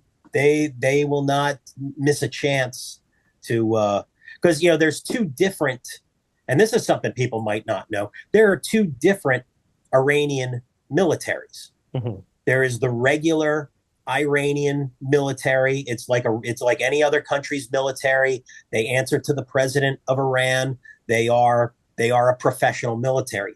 Then you have what's called the IRGCN, Islamic Republican Guard Corps Navy, and they answer directly to the Ayatollah. Their rank structure is based on their devotion. Uh, and so, hey, that's why you would see guys skirting the property line and yelling and screaming at the Americans. And then they would go back and tell their boss, hey, I just went up to the Americans and I yelled at him and I called him this and that. And I said his mother was that and this. And I think I should get a promotion for that because I stared the American in the face and he didn't do anything. He was so scared, didn't shoot me or anything. And, the more reckless that these guys would get, the more they would show their devotion to the cause. That's how Mhm. they make rank. And so you're dealing with a paramilitary that, their only orders are to do something that shows their devotion to the Ayatollah. And, so you don't really know what you're getting with these kind of guys. Whereas Yeah. with, the Iranian military, you pretty much knew, you've got your orders, we've got our orders. Let's not start World War III out here. That you kind of you knew you were speaking from a same place. You knew that we were speaking not the same language, but the same military language. Mhm. I know you've got your orders. You're going to watch me. I've got my orders. I'm going to watch you, and that's just how the world works. What Um, what is it that they call that? There's like an old Roman term or something of that, the like the knowledge between warriors kind yeah, of idea, like we may be on different sides, but we both are fighting for a similar kind of idea, honor amongst warriors or something like mm-hmm. that. Yeah, that's fascinating because a lot of people don't realize, even when and I'm not as well versed as I used to be, but the difference between Al Qaeda and the Taliban, and then other different guerrilla groups that were out there, and everybody thinks of all of them as being the Yeah, opposition, but it's like they had so many little sects in between themselves, and the Taliban coming from the origin of being the more religious school, and how their idea, if I remember correctly, was from the more religious side of it, and other ones being of more the anti-Western side, and things of and that. I didn't learn any of this until I retired and went to college. Yeah. If you'd have asked me at the time that I'm standing there with a rifle, oh, Taliban, Al Qaeda, ISIS, they're all the same All the guys. same, yeah. Yeah, but they're not. And and the funny part is, with the United States now out of that region for the most part, they're all fighting each other now. Yeah. The only thing that brought them together under a common cause was to get rid of us. And now we're not there anymore. So they have to turn around and start fighting each other. Well, and you could get way into the weeds of our opinions on the power vacuum left once we lessened the power of one of them, Mm-hmm. and after we left, the rise of ISIS from there, they saw the opportunity that the other two have lost a lot of ground. They can fill in the void and grow tremendously after what we say this is 2012, 2013 time frame that they really started? Well, I don't remember correctly the years. I'm terrible with dates. Yeah. But after that point that we left, and just how much more another organization was able to come in and really step up over there, it's fascinating stuff. So you go from that defending oil derricks and training river police, and then that's when you learned of the raid team at that point, correct? So that's 2008. In Okay. 2008, from 2008 to 2011, I went to another anti-terrorist team, Okay, I'm sorry. the MSST in Miami. That's where I got to do a Somalia deployment, and my team, we had a 4-man Coast Guard boarding team that was assigned to Navy ships. Um, and that's a wild story that there was a Navy ship that I can't remember the name of the ship, but they were trying to do a boarding without a Coast Guard team, just a Navy boarding team. They hook up the ladder and they're trying to climb on board and they're having some trouble getting up the ladder because, in the Navy, boardings are really an afterthought. When you put together a boarding team in the Navy, it's who's not on watch and is this guy a good shot? Is he a good boarding team member? No, but he's available. So go ahead and take him. So you got guys that are struggling to get on board the boat. All the crew is mustered on the bow. They see the Navy having some trouble. So a couple guys get up and run back inside the ship. Well, now they know something's really bad. So now you've got a bunch of Navy guys trying to climb up the side of the boat. They get on board. They chase one guy up to the bridge. He's pressing a button that's rigged the boat to explode. They tackle him, get him, secured. Luckily, the wiring was done wrong, so it didn't work when he hit it. But the second guy gets down into the engine room and he hits a button and his button works. I say exploded, but it was a firebomb because it was a wooden boat. So the boat sets on fire. Okay. And now there's no time to get off the boat in a orderly fashion. The Navy boarding team throws all the crew overboard and then they have to jump overboard. So now you've got Navy boarding team people and the crew of this boat all swimming in the water with only one Navy small boat there for everybody to hang on to. The Navy ship has to launch another small boat. They've got to scoop people out of the water, piecemeal. Meanwhile, they're taking all these guys prisoner now, which they don't really have room for on this big Navy ship. And it was just a huge cluster. And so after that, the powers that be out there sent out a message: no more boardings without a Coast Guard team. My team we were in the air. We were flying out to Bahrain. We were going to land in Bahrain, do a day out there, and then fly out to Qasr. We were going to, once again, I was going to be training river police in Qasr. We get the message just as we land. My team leader's phone blows up, said, change of plans. You're going to do 2 days in Bahrain, and then you're going to meet up the USS Carney, and you're going to be the boarding team for that boat. And I ended up doing 3 months out there. It was a 3-month deployment. I bounced around different U.S. Navy ships for 3 months, just doing boardings. It was mainly anti-piracy boardings, and we had two teams out there. My team never really found anything. The other team did get a pirate, and they ended up, our team leader ended up having to fly out to Nigeria, because Nigeria was the only country that would prosecute piracy. Wow. And had to testify. But 08 to 11, that was what I was doing. That was another anti-terrorist team. Then I hear about the raid team. Okay, gotcha. When, like I said, I was trying to get the MET team, Middle Eastern Training Team, which was basically a team that trained boarding officers and did boardings themselves. And the assignment officer is like, well, now the MET team's full, but I give you the raid team. And I was like, I have no idea what that is, but if it's over there, I'll take it. Yeah. And it's like, good, you'll be inspecting containers in Afghanistan. And I'm like, I'll be doing the what now? And come to find out, really, so my at that point my MOS had changed. Hmm. Um, Originally, my rating, we call our MOSs ratings. My rating was gunner's mate. I was a weapons guy until 2010 when they started a law enforcement specific rating.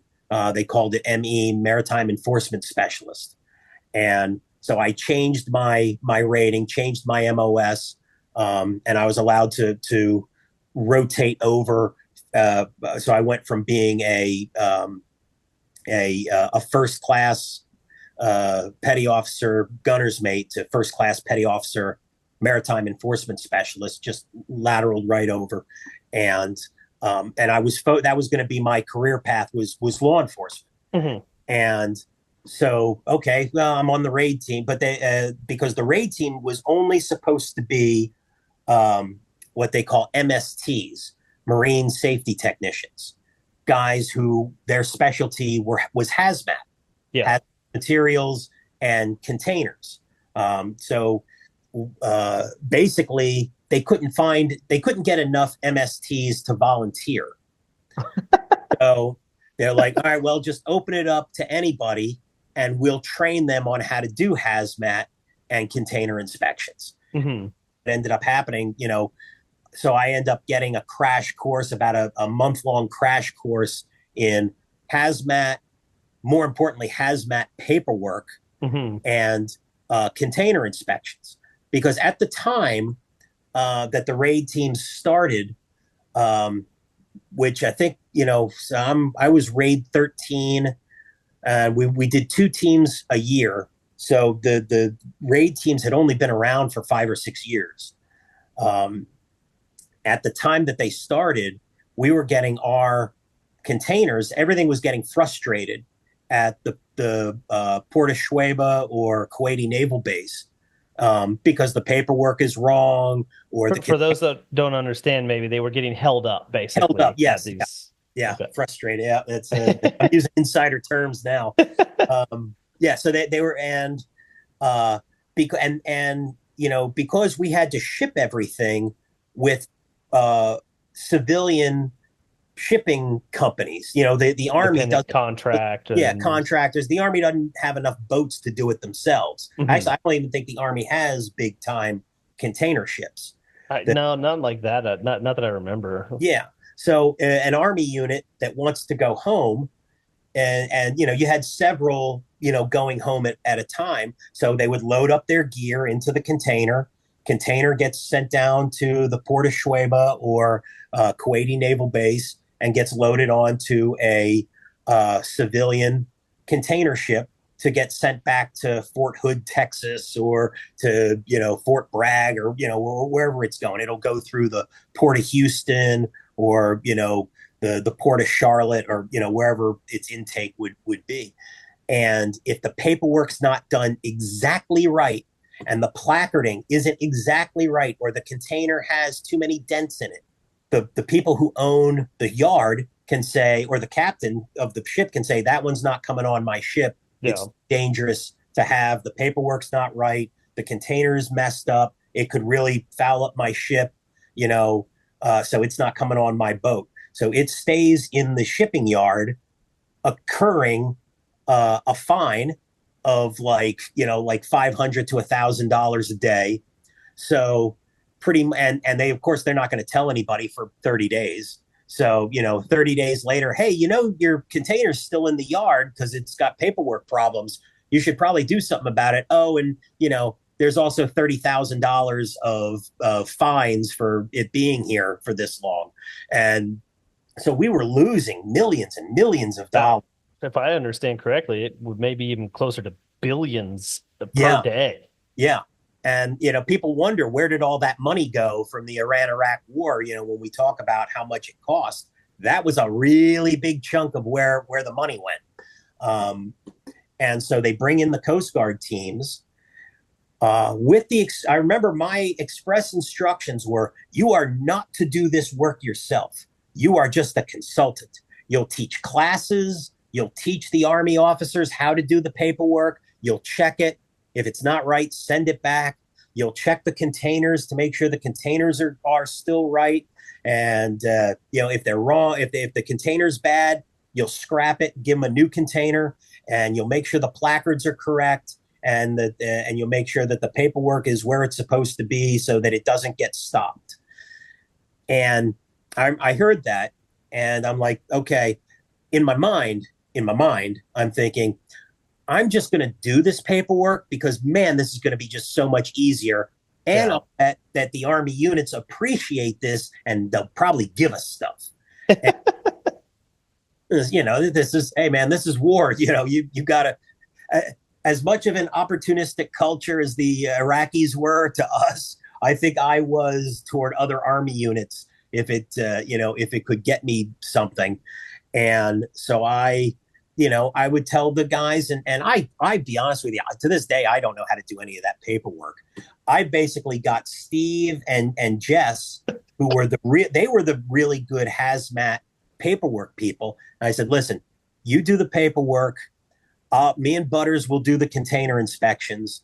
And, and my job here is I'll make sure that nobody ever messes with you and that you've got all the everything you need, all the trappings, to make this the best deployment that we can make it. And so they were great. They did the paperwork. Everybody was so happy that, the paperwork was done and done correctly. Because a lot of these, second lieutenants and first lieutenants, they were really sweating this because they got like one class 13 months ago about how to pack a container. And they'd forgotten everything by then. They'd never seen this paperwork before. They didn't know how to fill it out. So when we would show up and say, hey, here's your paperwork, man, we just did it for you. They're like, oh my God, thank you so much. Is there anything we could give you? He's like, what are you doing with that big screen TV? Oh, we were going to take it down to DRMO. We're just, getting rid of it. We'll take it. No problem. I remember that, I don't know if you were still there or not, but at one point, Butters, and for the guys that don't know this, that was what we called him because he looked like Butters from South Park. He looked like a 12-year-old boy with a big mop of blonde hair. Platinum blonde. Platinum blonde. Oh, yeah, Ric Flair, platinum blonde. And he went around one day, and like we had a slow day, so he's like, hey, can I get the day off? I'm like, yeah, sure, Butters. You need like a personal day. Take it. He drives around the whole base picking up pallets, just used pallets, brings them back to our SHU, container housing unit, for those of you that don't know what those are. And it's basically a shipping container that's built with doors so it lives like a small apartment. Kind of like a New York apartment. Yeah, like a New York apartment. Enough for a bed and a closet, one bed and a closet on one side, one bed and a closet on the other side. If you're super lucky, you might have a bathroom. Oh my! I had those for about 3 months, man. A wet shoe. You need to be able to get up in the middle of the night and go to the bathroom without having to kick rats out of your way. And oh man! So I come back after the day, and Butters has taken the pallets, disassembled the wood, and built a front deck. I remember the deck on our chew, and then furnished it. Drove around. He this colonel had just left because this was like the last 2 months that we were in country, and so this colonel had left, and so his office furniture was getting thrown out. So Butters goes up to the Army guys like, "You guys are just throwing that out? Here, throw it in the back of my pickup." So we come back, and there's a fully furnished front deck with 2 couches and a sectional seat, and he's built like a little shelf that hangs the big screen TV. Yeah. And he's got his computer hooked up to it. We're having movie night. Yeah. Saturday nights we would go down to the little food place and we get the non-alcoholic drinks and watch movies. Alcoholic beer and smoke some hookahs. Yeah. And, and then head back for movie night and watch something on a big screen TV. I remember Army people walking by going, "What the hell is that?" and of course, I'm in like my big Coast Guard sweatsuit, Coast Guard right across the chest. I'm like, yeah, man, Coast Guard, we're even better than the Air Force. Bet you didn't know that. And I remember how much trouble they tried to get us in for having that crap out there. Like you guys can't have this, and we just basically came down to like, listen, we all leave in a month. Like yeah, I don't care. I'm not yeah. doing anything about it. I remember somebody saying that. And I was like, what regulation is it breaking? Yeah.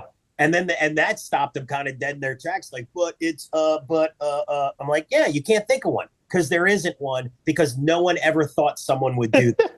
Maybe there will be by the next So one. there might be a rule on the books now. Yeah, there might be a rule in the books now, but Wait, there was back then. if you're in the military now and you're wondering why is that rule in the book, it's because of crap like this.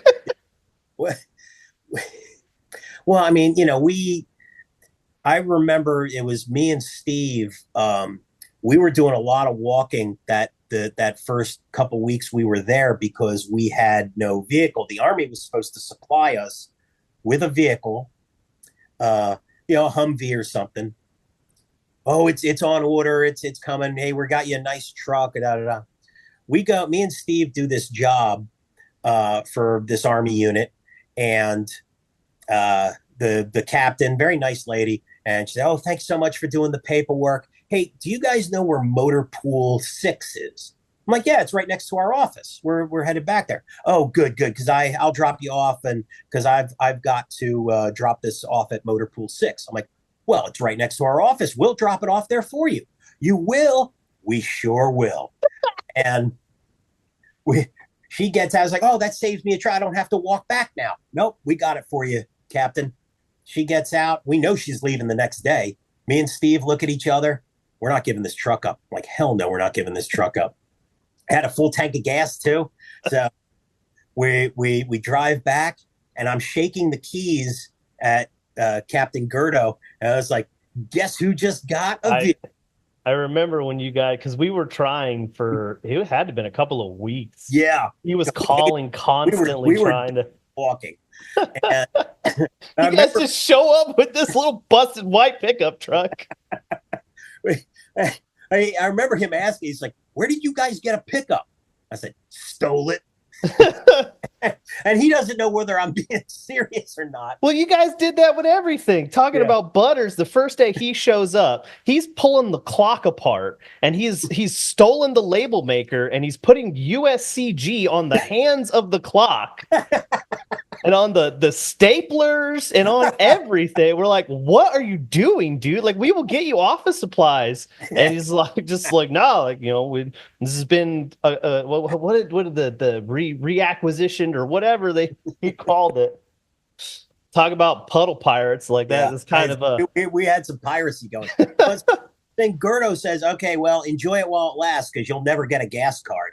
yeah. And you're me and Steve were like, "Hey, yeah, we might not be able to get fuel for this thing." Because I'll tell you the story after this, but chronologically it's the story before it of the when I was at camp, when I was at Balad. I stole a Humvee, and I stole a Humvee, and then I was able to keep it fueled because I would take it back behind the building at night, and I would steal diesel fuel from the generator. And I don't know how much of that we should air. well, I think the statute of limitations has ended. The ended when the war ended, and because it's funny because I'm there at Balad. I was there with a guy named Tico Vargas, who's now a Philadelphia cop, and we're there outside. And the this guy comes over. He's like, "Hey, have you guys been having a lot of power outages lately?" I was like, "Not that I can remember. No, not really. But we work outside a lot, so we wouldn't really know." He's like, "Why?" "Well, it's just, I fill up the diesel generator once a month, and boy, it's really low this month. Has it been kicking on a lot?" And I was like, I remember looking at Tico and like, man, we need to like maybe not fill up every night this week. We need to, because so I got to tell the whole story on this. We had the same problem there in Balad that we couldn't get a vehicle. So I grabbed the guys, and there was like three of us or four of us there. No, it was a 6-man team total. but we had an E7 chief petty officer and a lieutenant. And I knew I couldn't pull this off with them around. So I got the other three guys. So now we're four guys. I'm like, all right, this not having a vehicle thing stinks. We're going to fix this today. Get your hard hats, get your orange vests, and follow me. And I had a clipboard with a blank piece of paper and a pen. And we walked down to DRMO and we just started looking at Humvees. And, oh, that one's blown up. That one's got a flat tire. That one's got a cracked windshield. Oh, look at this one. This one looks like it's pretty good. Jump in, see if it starts. Start it up. All right, take it back to our building. We did it for three more Humvees. So we got or two more Humvees. So now we have three Humvees that we're not supposed to have. But because we're in orange vests, hard hats, and have rank insignia that nobody knows, the Coast Guard rank insignia for a first class petty officer is a shield, a 3-pointed shield with 3 chevrons. And our chevrons are upside down as compared to Army chevrons. Mm-hmm. So it really looks like a tulip, when you stare at it, and people can't see it, or it looks like a big blotch. So, I would get mistaken for like a lieutenant colonel, because from a distance, you can't tell. It looks like an oak leaf. So nobody's challenging us. I'm there with a clipboard writing, nonsense, and people are getting in and taking the Humvee. Oh, they must be here for a reason. They're taking them. Look like they're supposed to be there. Yeah. We take them back to the other side of the base near our office, and we had stencils cut out with the Coast Guard emblem and the word Coast Guard. And we took black spray paint and spray painted the hood, spray painted the tailgate, spray painted the doors.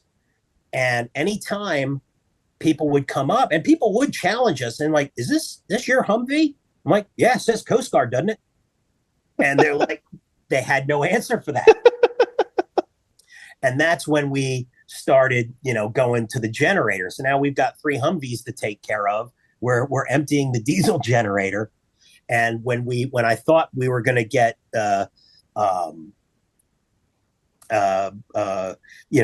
were kind of getting on to us, we got a bunch of jerry cans and filled up all the like 15 jerry cans and kept like 5 apiece in the Humvees just in case they ever caught on to us. And, and said, you can't take from the diesel generator anymore. And it's like, okay, well, we've got full tanks and we've got 15 cans. So this should get us through the rest of the war as long as we're judicious with the fuel.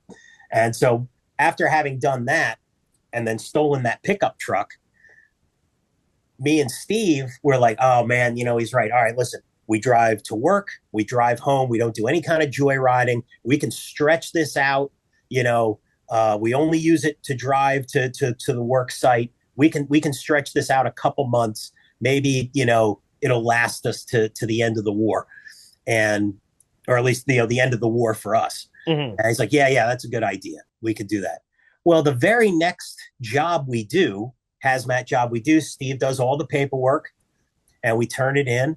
And the officer, the guy is like, oh my goodness, thank you so much. I was dreading having to do this paperwork. Oh, wow. We had no idea what we were going to do. You guys are a lifesaver. Yeah, no problem. And he's like, man, if there's anything I can ever do for you. And I remember saying, in my exact words, you might have to bleep this out, but I want to be accurate for historic sake. I said, yeah, who do I got to blow around here to get a gas? And remind you, this was before Don't Ask, Don't Tell was repealed. So I'm really on the edge here. And he said, oh, well, that's this office. We issue gas cards. That's all you need, a gas card? It's like, yeah, we have a truck that, we really aren't supposed to have, but, I have it. And he's like, say no more. Because he's laughing. He knows that I've absconded with this truck somehow, but he doesn't care because he's on his way out. Yeah. I got you. I'll get the sergeant major to sign off on it. Can you come back after lunch? Come back around 1:30. I'm like, perfect. We go to lunch. We come back. It's 1:30. Now I go into their trailer, and the guy that I had been talking to is not there, but there's another guy there. And I was like, "Hi, I'm here to pick up my gas card." And he's like, I need your driver's license, proof of insurance, your birth certificate, the authorization in triplicate signed by God, and da da da. He's like, yeah, I don't have any of that. He's like, you don't have any of what? I don't have authorization to have this truck. I don't even bring my driver's license. And he's looking at me and he sees Coast Guard and he's like, what the hell's going on here? He's like, you can't just get a gas card. I'm like, oh, well, the other guy told me to come back and just pick it up from the sergeant major. And the guy goes, sergeant major? I've never met the sergeant major to this day. I only ever saw a half open door that said sergeant major. And all I hear is that the Coast Guard? They got their goddamn gas card yet? And I was like, oh, it's coming right up, sergeant major. Yeah, it's. And he hopped too. And boom, I got a gas card. And boom, I had nice and laminated, and it was good to go. And so I walked back in to the office, even twice the shit-eating grin on my face that I had the first time. Hey, Captain Gerdo, guess who just got a gas card? And he looked at it, he goes, holy crap, this is real.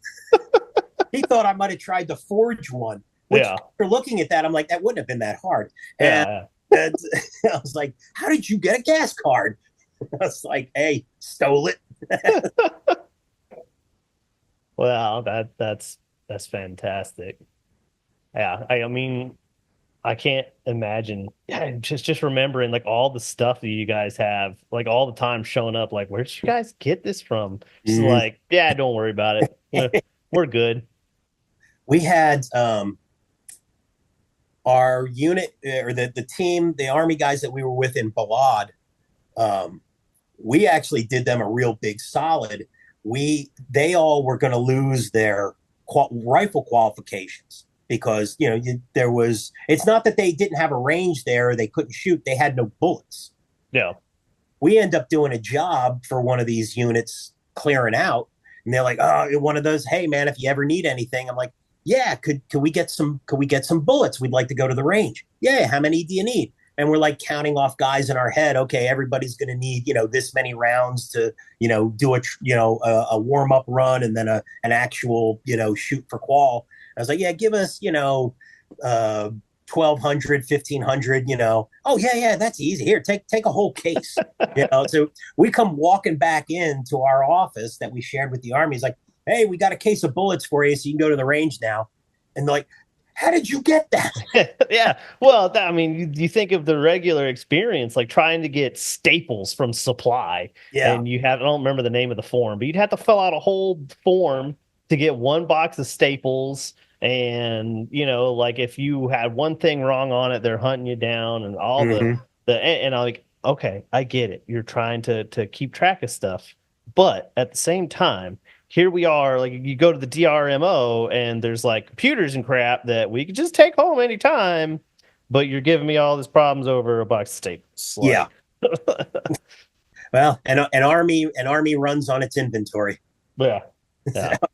But yeah, we in fact, I remember once we had to do a hazmat paperwork for the special forces, like the real guys. And I remember doing up the paperwork and the guy looking at me saying, I'm not really allowed to sign this with my real name. And I'm like, sign it whatever you want. I'm not checking for penmanship here, And so like there's a container that went out that year, signed by Sean Connery and Mickey Mouse, and but nobody like double checks the signatures. We put a name there, and whatever you sign it, you sign it. Yeah. And it got out, and whatever their gear had that it got out. But that was the experience over there. People want to know what that experience was.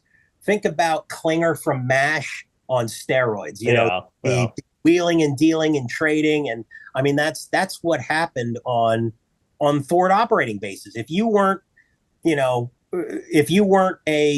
guy who routinely went out on patrol and was actually fighting the war, you were what did you call him, a force enhancement Uh, Sounds like professional wrestling. I'm an enhancement talent. Yeah. That's what they Yeah. call a jobber, and that's what we were. We were the jobbers of the military, and we were there to enhance the warfighter, and and so you do what you have to do to enhance. Yeah. Things got to get done, Yeah, things got to get done because their mission's getting done, so your mission has to get done so that their mission gets done, and you got to do what you got to do to complete the mission, adapt and overcome. Yeah.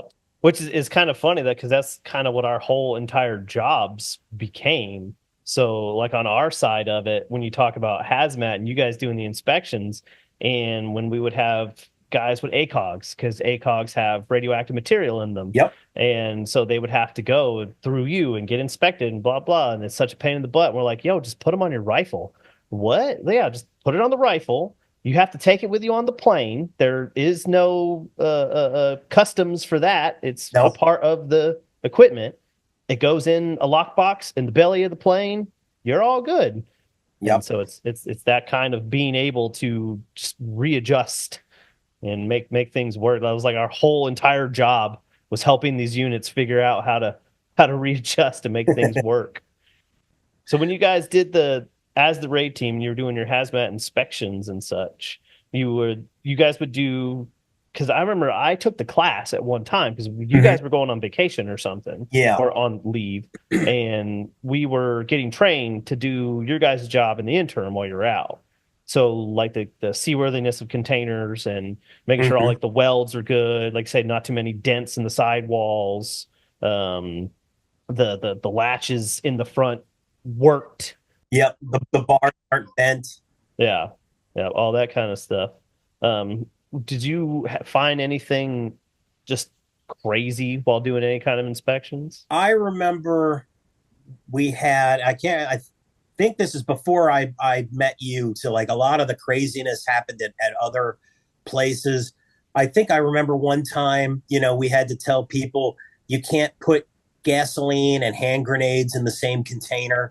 You know, there was uh, we had to do customs inspections also with the Navy. The Navy guys were doing customs inspections, but we were also had customs authority. I had a customs qualification certificate, so I would help out the Navy guy, and I would find an AK-47 lower. I'm like, come on, man. He's like, I know, you're trying to. He's like, and they're trying to give me the come on, man. Let me take this, my souvenir. And I'm like, I know, but brother, I can't let you do it. And Radar trying to send back one piece of a Jeep at a yeah, time. exactly. Yeah, that kind of thing.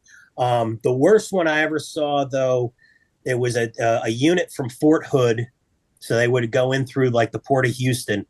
I'm looking at like the paperwork and it's like, innocuous, like office supplies and, or, tools or, whatever.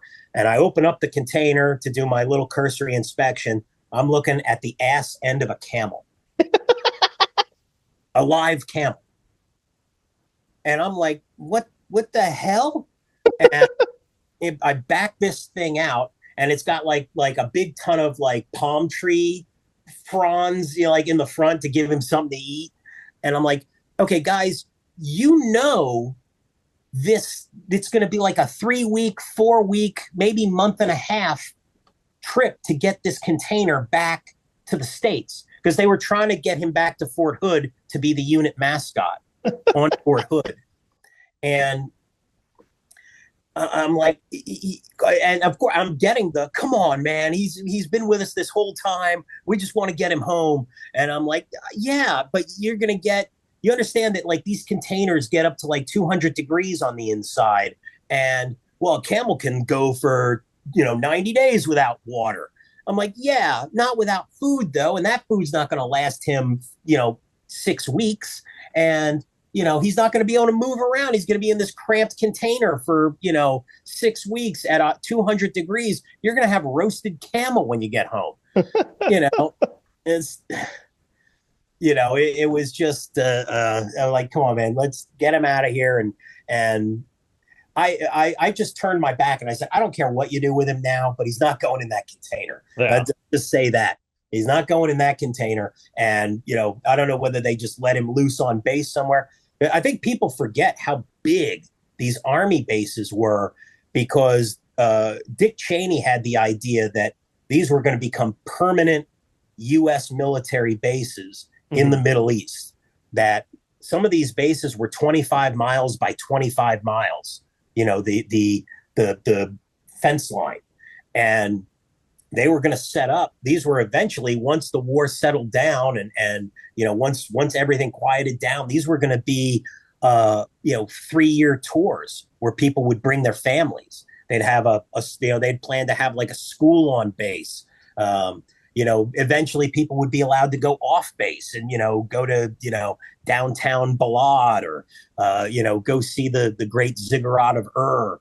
And this would have just been like Okinawa or Ramstein Air Force Base. It just would have been the base, and the people would have just gotten used to us being there. That never happened, but that was the idea. And so you could let a camel go on base, especially at that point, because so much had already been drawn down. There's nothing but big empty space. Yeah, which is funny. I remember flying out of the helicopter. I'd left a few days before you guys did in December. I think I left right before Christmas. And I remember taking off, flying out, seeing the base from the helicopter, seeing this big, I could, see the containers and the buildings and the fence line. I flew over that again in January or February, and there was almost nothing left. Yeah. As soon as we vacated the base, all the locals came on and they ripped down everything that wasn't nailed down. They took the fencing, they took the fence posts, they took sledgehammers and broke up the Jersey barriers to take the rebar and sell the rebar. They broke all the containers apart to sell for scrap. They went through our base like termites, and just devoured everything. That I doubt you could actually find the base now. It's probably been, covered up by the desert. Centuries from now, somebody's going to be in that desert and like uncover a Jersey barrier that's painted, with an army unit logo. I'm like, what's this? And they're going to find some toilets and be like, yeah, these aren't, they don't use these in the Middle East. They use the floor toilet. What is this thing? Yeah. Yeah, I remember them starting to do the ultimate opportunist thing, the ripping the piping out of the walls. They would try to stop our convoys. I mean, be sending stuff back. And we had to start scrambling the QRF, quick reaction force. We had to have infantry guys start escorting our own convoys out of country. They were trying to just steal anything off the back of the flatbeds. Yeah, the Iraqi police and stuff would show up with a checkpoint set up and just be like, that's ours. Take it off the truck and give it to us. And we're like, nah, we can't just give you this stuff. This is the Army stuff. So we had to send the infantry out with MRAPs and stuff to scare them off and down the major military roads. You remember like the last couple weeks of the Iraq war, we were getting, or Gerdo was getting phone calls saying that those checkpoints were popping up every mile or two. And all of a sudden it would be, oh, new checkpoint. You can either give us the stuff off the back of the truck or give us, X amount of money. And so like the Army came up with what they thought was a great solution. They paid, of course, they paid the Iraqi government X amount of money to get a letter for the truck driver to say he's paid. You are paid through all checkpoints. And then so he was paid and the official checkpoint would let him through. And then he started popping up unofficial checkpoints. Every mile or two, it's a new unofficial checkpoint. And they'd say, no, we don't take that letter, only money. And it was getting so bad you would start having to escort them through. Because like I said, they're trying to get every last penny they can before they're setting up those checkpoints like third grade lemonade stands. And, no, give me something. Give me something on the way out here. So what did you end up? That's when you went to do your worldly travels after that, correct? Yes. Well, so that was after I'd left Iraq. That was, obviously January 1st, 2012. We turn over all of Iraq to the Iraqis. We're gone. Um, I took that's where I took my little vacation that my leave that they let you have 2 weeks of leave. Um, and then I come back and now I'm going to do my last 6 months in Afghanistan. And so now I'm bouncing around Bagram and Kandahar, and finally I open up the office at Camp Leatherneck, and I'm in charge of the office there. And it basically it was Groundhog Day for the next 5 or 6 months. Nothing nothing really spectacular happens. It's a little different too dealing with Marines than it is dealing with the Army. They're a little more high strung, and I'll say this: they have a little bit less of a sense of humor than the Army. So my antics didn't go over nearly as well with the Marine Corps audience. Though I did have, I was able to acquire a cigar shop quality humidor, and I had this humidor set up in our office, and I stocked it with all of my cigars. And then people started buying cigars online and keeping them in the humidor. It's a really nice big glass humidor.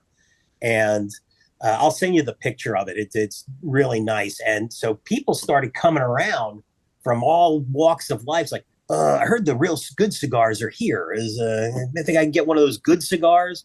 The only other place you could get them were, at the souk there, which are these crapper, counterfeit Cubans, which, just tasted terrible. Yeah.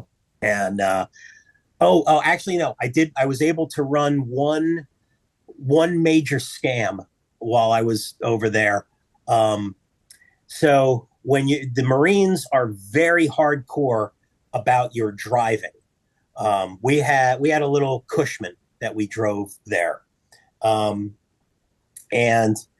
it was 8 kilometers per hour, which is 5 miles an hour. And then on the straightaways, you could go 20 kilometers an hour, which is like 11 miles an hour. And they were very strict. They would pull you over for speeding. So I hate driving. So the other guy who I was with there first at Leatherneck, he would drive, and we would get, there was one weekend where once you get pulled over, you give them your CAT card, your military ID, they scan it, give you your ticket, and they say, look, if we stop you again we stop you again for a second ticket, it's 5 days of no driving. And then if you stop you again after that, it's 30 days of no driving. And so my guy gets stopped for speeding, hands him the CAT card. It's like, oh man, that's like, all right, this first time is your warning. Next time it's 5 days. After that, it's 30 days. And every other subsequent time is another 30-day stretch. We get stopped twice in 2 days. And I'm like, I don't want to drive. Damn you. I can't, lead foot. Keep it down here so we can, I don't want to lose our, chance to drive here. So he's like, well, I guess you're driving for the next 5 days. And so the guy scans his CAT card. He's like, okay, here's your warning. The next time we stop you, it's 5 days, and then 30 days after that. And I was like, we just shake our heads. He walks away. I'm like, our little Coast Guard cards don't work in their system. I'm like, you know what? I'm driving now, and I am flying down the road. I'm collecting speeding tickets like Pokemon cards. I am wallpapering our office, was stapling them to the wooden walls of our office, speeding ticket, speeding ticket, speeding ticket. I've got like a pile of them. I've got like one of those little spikes so I can put it on like one of the little spikes. And I sped with impunity all over that base. This is the only time I enjoyed driving, and just to get more speeding tickets. Fantastic. We had the CO come down, and he's looking. I said, "What's that stapled to the wall?" I was like, "Oh, hey, Commander, that's all my speeding tickets." And he's laughing. No, he's not laughing. He's a little mortified. I'm laughing. the He's wondering when it's going to catch up, when someone Yeah, else is and going to. he's like, no, sir, it's great. Our Coast Guard military ID cards don't work in the Marine Corps system. They have no idea we even exist.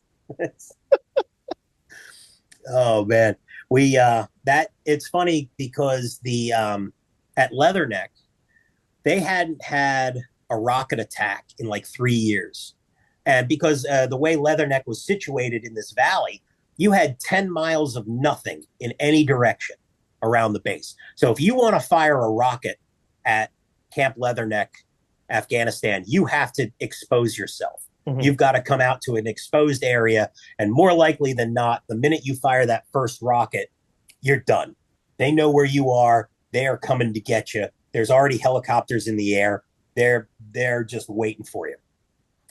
Well, right next to Camp Leatherneck, there were two bases right next to each other, Leatherneck and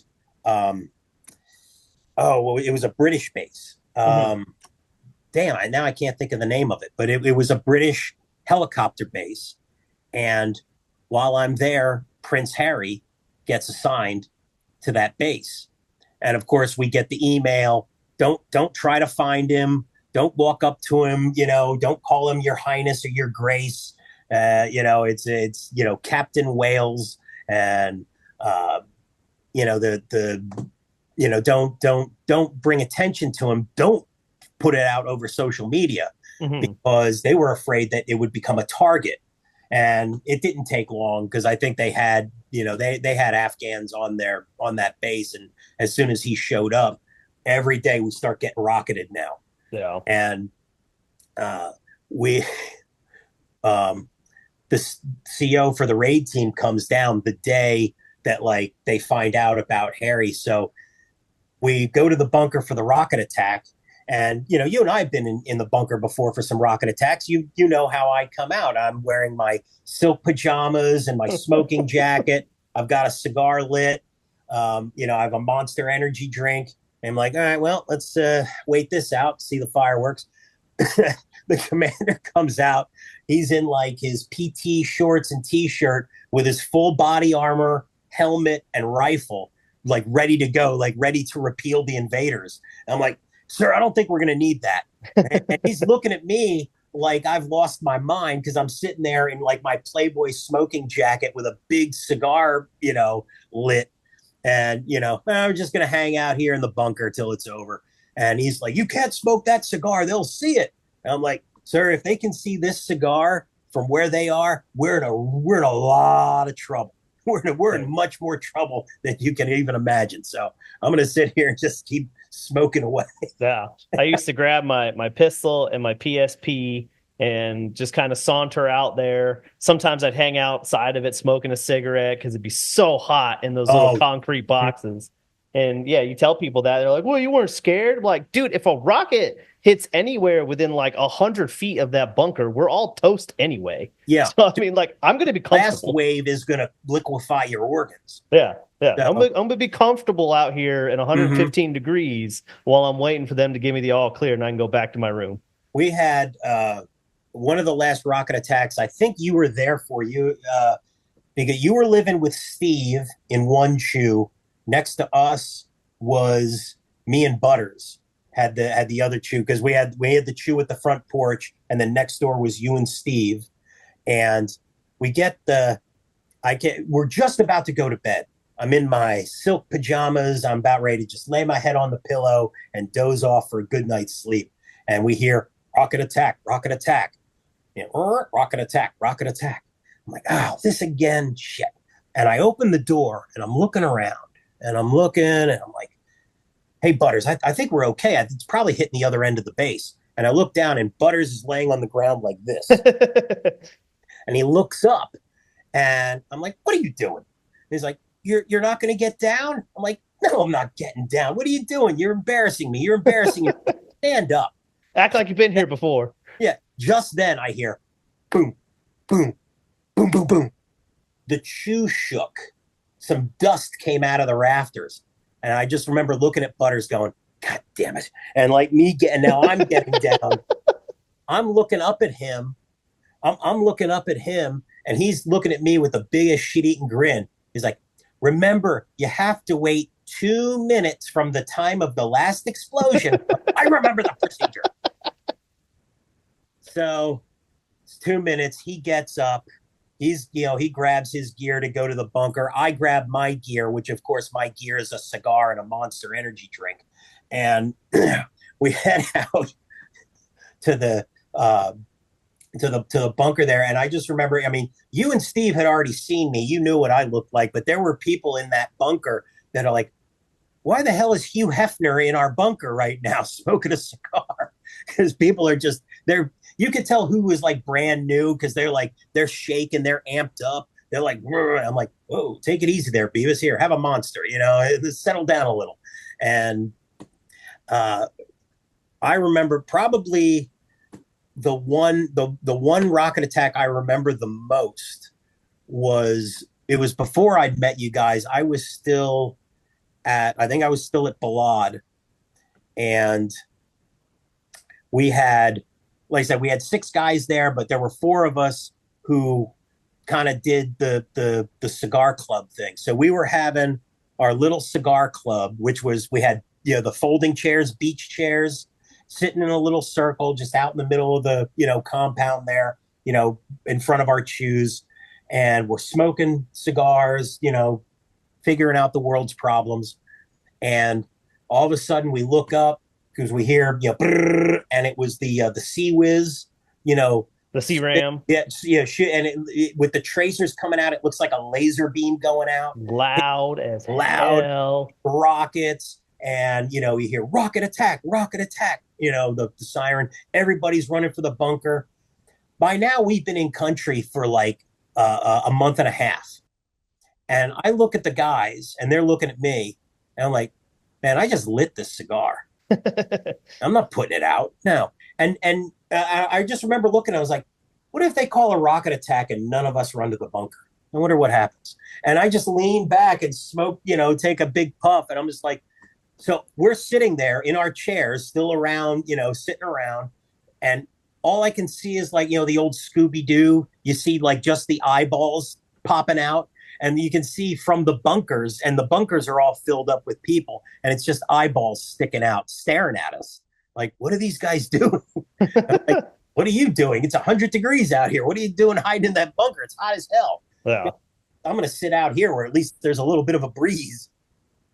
And yeah, it got to the point where you could always tell who had been in country, at least a month and a half or a couple months, as opposed to, who had just gotten there. Yeah. Because, people would just run for their lives and think that this was, it's the end of days. And meanwhile, it's like, ho hum, another trip to the bunker, maybe if I feel like it. And my favorite was in the dining facilities because everybody who was new, you could hear all the chairs just scrape across the floor, just in one giant symphony, and people getting under the table. And then the people who have been there a while just still sitting there eating lunch. Like, what are you doing, dude? Get up. You think this table's going to save you from a rocket? Hey, man, if the rocket doesn't kill you, this food will. So this might as well go out. Yeah. Be comfortable. Yeah.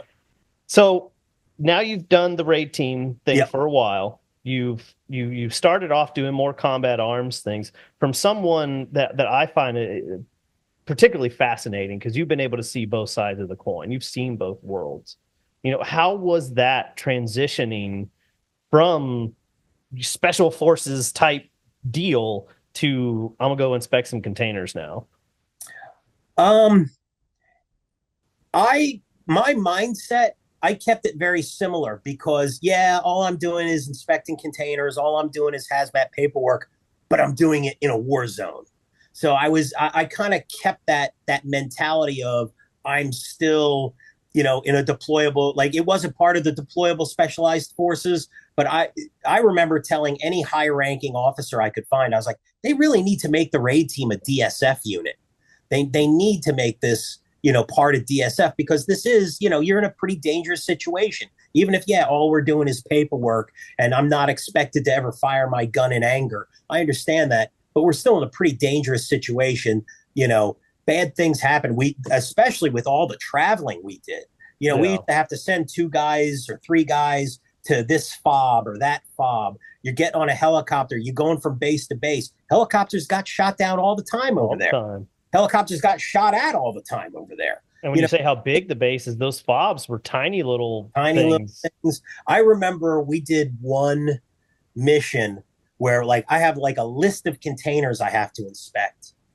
We get to this little fob and we get to the base and I'm like, yeah, I'm here to inspect these containers. And they're like, you just walked by them. And I look back, I'm like, it's the wall of the fob. They've made a fob with using containers as the wall.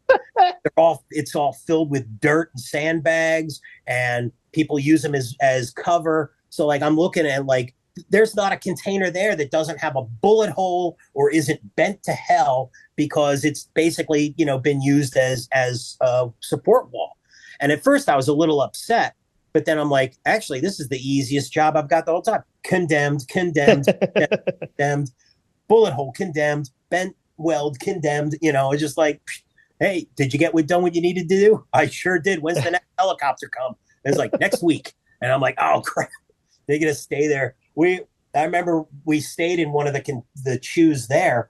Even the chews had bullet holes. Yeah. I remember there's a guy laying down and a streak of sunlight is coming through the bullet hole and like hitting him in the side. So like he starts scooting over in his bunk so the sunlight's not hitting his side. I'm like, I don't think it works like that, bro. If there's coming at you, they're gonna go right through that. They're not coming through that hole. They're gonna make a whole new hole. No sniper looking in through that tiny little hole at you. No. Yeah, I've tried to tell people that. I mean, obviously, I would never compare my experience to infantry or rangers or anything like that. I wouldn't. But like people think, oh, you just worked on a computer, like it was a cushy job. Like, I mean, it wasn't as hard as their job, but there was regular rocket attacks. And when we're doing a pickup, I would always carry like the base was green, so you were supposed to be not even have a magazine in your pistol at the time. Right. I remember, which I'm like, we're in Iraq. That's dumb. So like I would carry amber most of the time, but when we were on pickups, like I would carry red. And if I started to suspect something, I would switch to black. Like I'd be ready to go because you never knew what was going to happen with the drivers and stuff. I mean, I'm sure you saw it was one time they had paperwork. They showed up driving. It was like a 12-year-old boy. Yeah. And they let this dude on base because he had paperwork. Like what? So, yeah, I mean, an army moves on its paperwork. So yeah, you bet. Like yeah, there was some rough moments there, and we got stuff shot at us. It definitely happened. I remember to the I had a story in my head, and I just had a brain fart there, but yeah, I remember that even though we were doing the the admin side, the paperwork side, the side that nobody's ever going to do a movie about.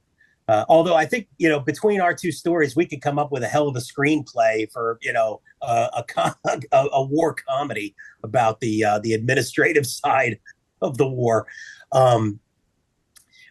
We had I'm so close to remembering what. Oh yeah, now I remember. So I used to joke. I used to say December 16th, 2011. It's the saddest day in the war. And they're like, what happened? It was the day KBR pulled out. And they took a half the porta potties with them. And they weren't there to service the showers and the toilets that were in the containers. And I said it took the Army 24 hours to clog every toilet, to break shower heads.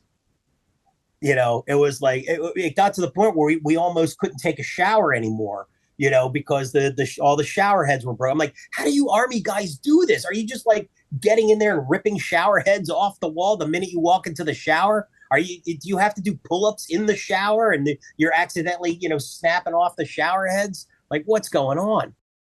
Toilets were clogged. So like my last 2 weeks in country, I'm having to use the Porta-John. And that they finally shipped in because they were like, oh, we need to put some porta potties back because these guys have nowhere to go. Well, there were some there that hadn't been serviced by KBR in like years. I know because I went and used one night. I'm half asleep. I walk into this porta john and I've got a flashlight because I'm pooing by the light of a glow stick. And so, I sit down to do what must be done, not knowing there is a family of rats that have taken up residence inside this dry porta john. They're asleep. I'm half asleep. When you drop something on them, they wake up really quick. And so did I. It literally, I can say that not figuratively, it literally scared the shit out of me. And I went running. I don't think history does not record on whether I bothered to wipe, but I ran out of there, pants still around my ankles because I don't want to be anywhere near these rats. And just, I was like, this is hell. Why did KBR have to leave? I think the only thing that saved me was that since our office building was an authorized only thing, they had their own bathrooms that lasted a little bit longer. Yes. Because I'm one of those people, like if I don't have to go outside of the house, I'd rather not. And I just remembered the mountains of crap growing out of the toilets from dudes just still using them. And I'm like, what are you doing? Like, are you standing on the seat and like squatting on to add to the mountain of poo? It's yeah, I agree with you. Like, I would never compare my time over there to any infantryman or anyone that actually took bullets coming the other way. But we had our own hell. When you have to deal with a mountain of poo, and I mean that Thanksgiving, the DFAC had closed down. Oh yeah. Thanksgiving. So November 25th, right then it's like KBR is still supposed to be there, but KBR had pulled out of the DFAC. So like we had an MRE Thanksgiving. Yeah, I remember that. I've still got the pictures, of us because Gerdo had like a thing of Twinkies. We all got a Twinkie that is like, oh, this is great. This is a great dessert after our MRE Thanksgiving. And just, yeah. I think they expected that once we went away from a DFAC to an all MRE diet, they didn't think we were going to poo at all for that last month. Just going to bind us all up with all the pound cakes and stuff. For a solid month. Wait till they get back to Kuwait. They can poo there. They got e-tools, right? They can dig holes. Oh man, it definitely had its own complications. That's for sure. And it's wild when I ended up, after that raid tour was done, I end up, going back and I've got, an Iraq campaign medal, Afghan campaign medal, the NATO medal we all got, the Global War on Terror Expeditionary, which they're not ribbons you normally see on a Coasties uniform. They really do stick out like sore thumbs. And even to this day, once a year, I still go to the Coast Guard ball in DC. Every year I'll be good, which is at the end of this month. It'll be September 27th. So I'll be there in the full dinner dress, and and I've got like 14 medals, and they're very conspicuous. Iraq, Afghanistan, Global War on Terrorism, Expeditionary Global War on Terrorism Service, and you look at the other people sitting around you at a table, even the high-ranking officers, many of them don't have those medals. Yeah. And, whereas they've got like an MSM or, medals so high, they only give them to high-ranking officers. I don't even know what they are.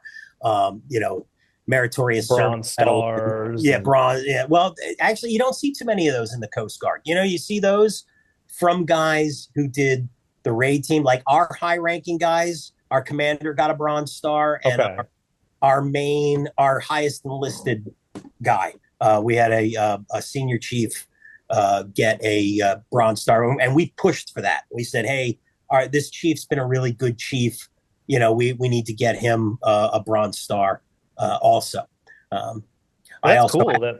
I halfway pushed for me too. I was like, hey, I was in charge of all these offices. I think I should get a Bronze Star too. And I remember like the commander is like, Bronze Star, you're lucky you don't get a Section 8 and a you know, and your walking papers. That's what you get. You get not to get kicked out of the Coast Guard. And Yeah. I was like, you know, fair enough. I can see that. Which is funny because in comparison, like in the army, yeah, like pretty much anybody captain or above all walked away with bronze stars from that, Mm-hmm. you know. So that's wild, the difference. And if you think about it now, if you were, you know, a first lieutenant or a captain at that time, say take it all the way out to you know when we ended the Afghan conflict there, 2021. If you were a second lieutenant there, you're one of the last to get that Bronze Star and the you know that Afghan campaign medal and combat ribbon and or combat action badge and now you're dealing with the next generations of guys coming up aren't going to have the opportunity to get those high ranking medals and oh he was in Afghanistan. He was got the Bronze Star, and you know he'll be competing against all these other second lieutenants and first lieutenants that don't have that hardware. Yeah. So the you know the some of these guys are set up really well for Army careers, especially since it looks like you know we'll be going through an extended, hopefully an extended period of no war. But then again, I thought we were never going to war again after the first Gulf War. So shows what I know. Don't let Thunder Dan make your bets. I mean, yeah, it's like I mean, I'm already looking. You know, I'm in my last semester of law school, and I'm already looking to go talk to a recruiter, and you know, just in case we have raid team Odessa, Ukraine, and you know, raid team Kiev, and like, well, guess I better come back in. But yeah, if I come back in, I'm coming back in as an officer, though. No I was gonna say, hopefully you'd be the guy in charge of those.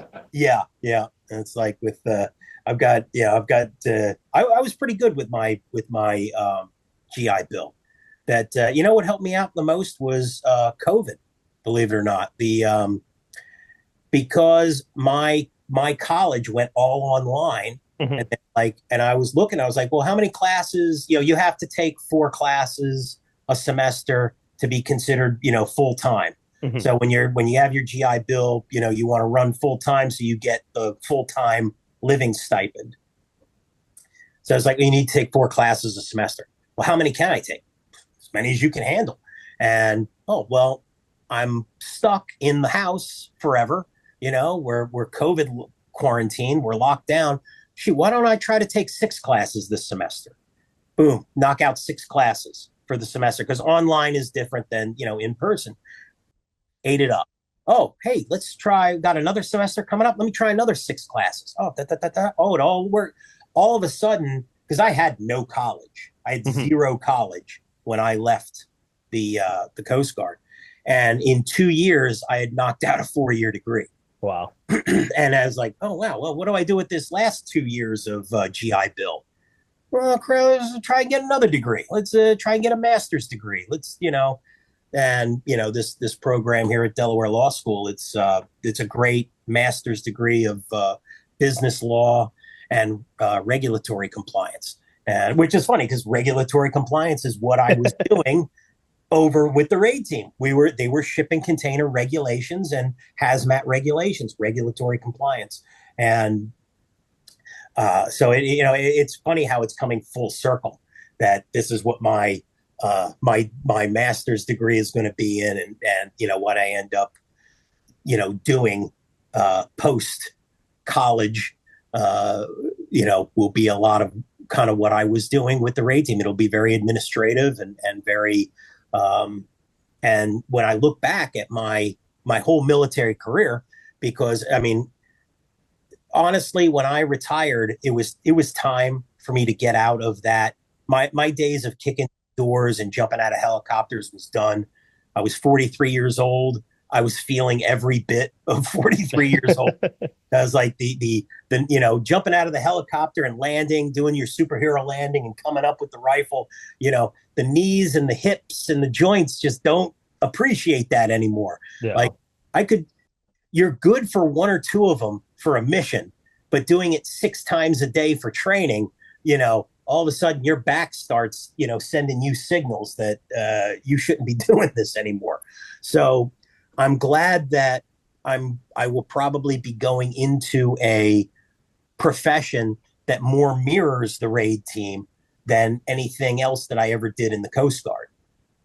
That's pretty awesome that you're able to parlay that into a further career that's Yeah. still and I think it's incredible you're going to law school and all that. I mean, it's awesome. I really didn't think I was going to be able to parlay anything I had ever done Coast Guard into a new career because I mean, like, what am I going to do? Like, try to join the Delaware State Police at 48 years old? That's just no, that's not in the cards for me. Well, it's amazing that even in 2024, when just the mentality a lot of people have with the militaries, they think, oh, you join the army because you can't do anything else, and you were too dumb to go to college. And it's like, well, I mean, I went to the military, and even if you served just a few years, my college was paid for, whereas you had student loans. So it's, if you use it in a positive way. But then you think of, a lot of even some of our special forces, Rangers kind of guys, they get out of the military. Like you say, what are you going to do after that? So you're going to do security, you're going to do police. Some of them do. Some of them find success. Many of them never do anything with their skill set ever again. Or if they do, they're picking up minimum wage security stuff, or and working at a guard post or, yeah. And it's a shame because, I mean, these are very highly trained, highly motivated people that you would think the skill sets that they had picked up would transition. Unfortunately, the only people hiring, like you said, it's some kind of private security or go work for the cartels or something. Yeah. And I've never heard of anybody actually getting a pension from that. Yeah. Nobody to make it to retirement age working for the cartels. And well, and I think a lot of people don't realize, like, unless you're the top dudes, like, you don't transition into Secret Service or high level FBI investigative kind of whatever. Like, some people do, but it's generally like the best of the best that can continue on in that high level stuff. You have a lot of other people who are great people who served in the infantry for a long time, and then they get out of the military and they're just like nothing. They're revered while they're in, they have great stories, and then they get out and it's just like, well, what do I do now?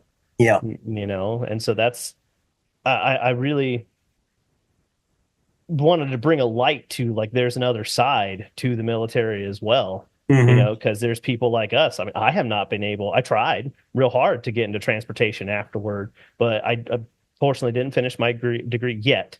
Haven't given up necessarily on it. But without, more advanced schooling degrees and stuff, there was nowhere for me in transportation, even though companies everywhere said that they would love my experience and then never hired me, Right. So it happens the same for, even people who don't go into infantry.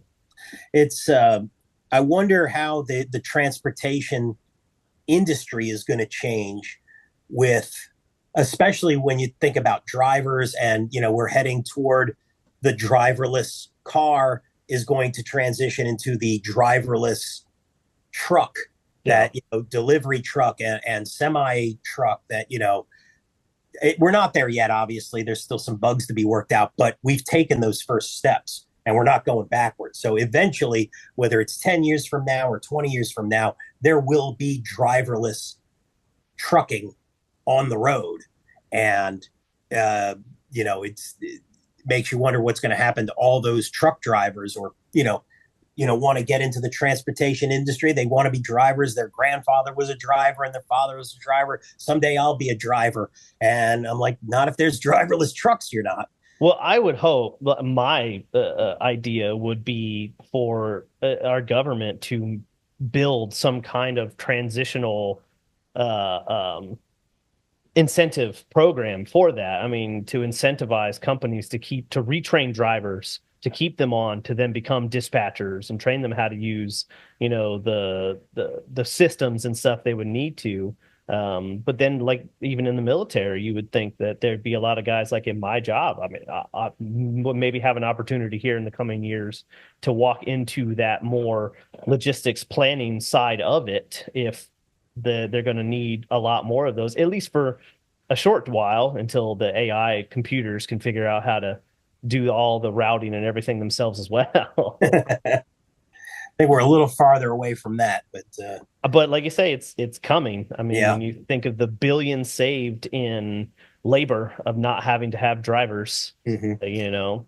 And that's the same for the infantrymen too, because if you look at what's going on with the war in Ukraine, yeah, there's soldiers that are fighting and dying on the front lines, but they are using a tremendous amount of drones. And I'm wondering if the future, the next war that the U.S. gets into, if you're going to see that many infantry soldiers out there, or if you're just going to see rooms and rooms filled with soldiers sitting behind a computer screen flying their drones. Yeah. And then, opening fire with their drones or doing a kamikaze run with their drones. And, the infantryman of the future is going to be sitting behind a computer. Yeah. I think a lot of it will depend on the conflict itself. Yeah. Because like I've watched a few things on some of the new interviews of the new Sergeant Major of the Army, and like that dude gets it. He looks at the global war on terror. They call it, the GWAT generation. Like we didn't go to war. Like yes, we had conflict or policing actions. There was combat, but when you think of war, and if you think of drones and we have to level cities, kind of thing. Yeah. That's going to be totally different.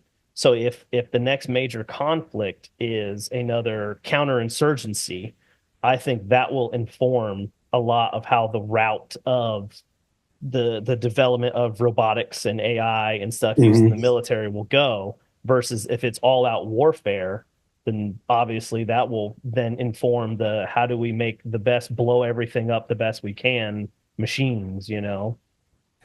Well, let me ask you this too. That I've gone through my VA rating, and got all my stuff done, and I imagine you have too. How did that go for you? I'm still working on it. Oh, really? Yeah, I gave up for a while. Oh, really?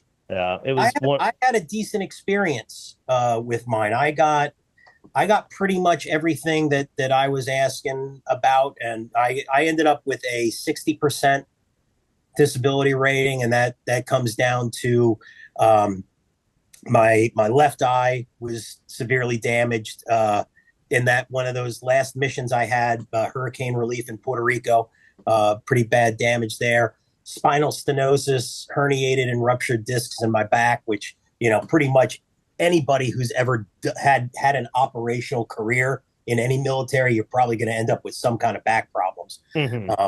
But yeah, herniated disc, ruptured disc, spinal stenosis, and of course, throwing just a little pinch of PTSD from their time there, and that gave me 60%, which I'm happy with. People said I need to go in for a re-examination, and that I'm like, File nah, an appeal. I think that's what I deserve. That's what I earned. And then on top of that, because I did 22 years, so I get a retirement on top of that. So that's decent for me. But some of the people that we worked with, they've gotten some burn pit damage, and you have things like the PACT Act now, yes, where basically if you were over there during certain years, you get coverage for nasal and things like that. Certain years and certain bases have they've made a list, and if you were at this base from this time to this time, you'd be eligible. And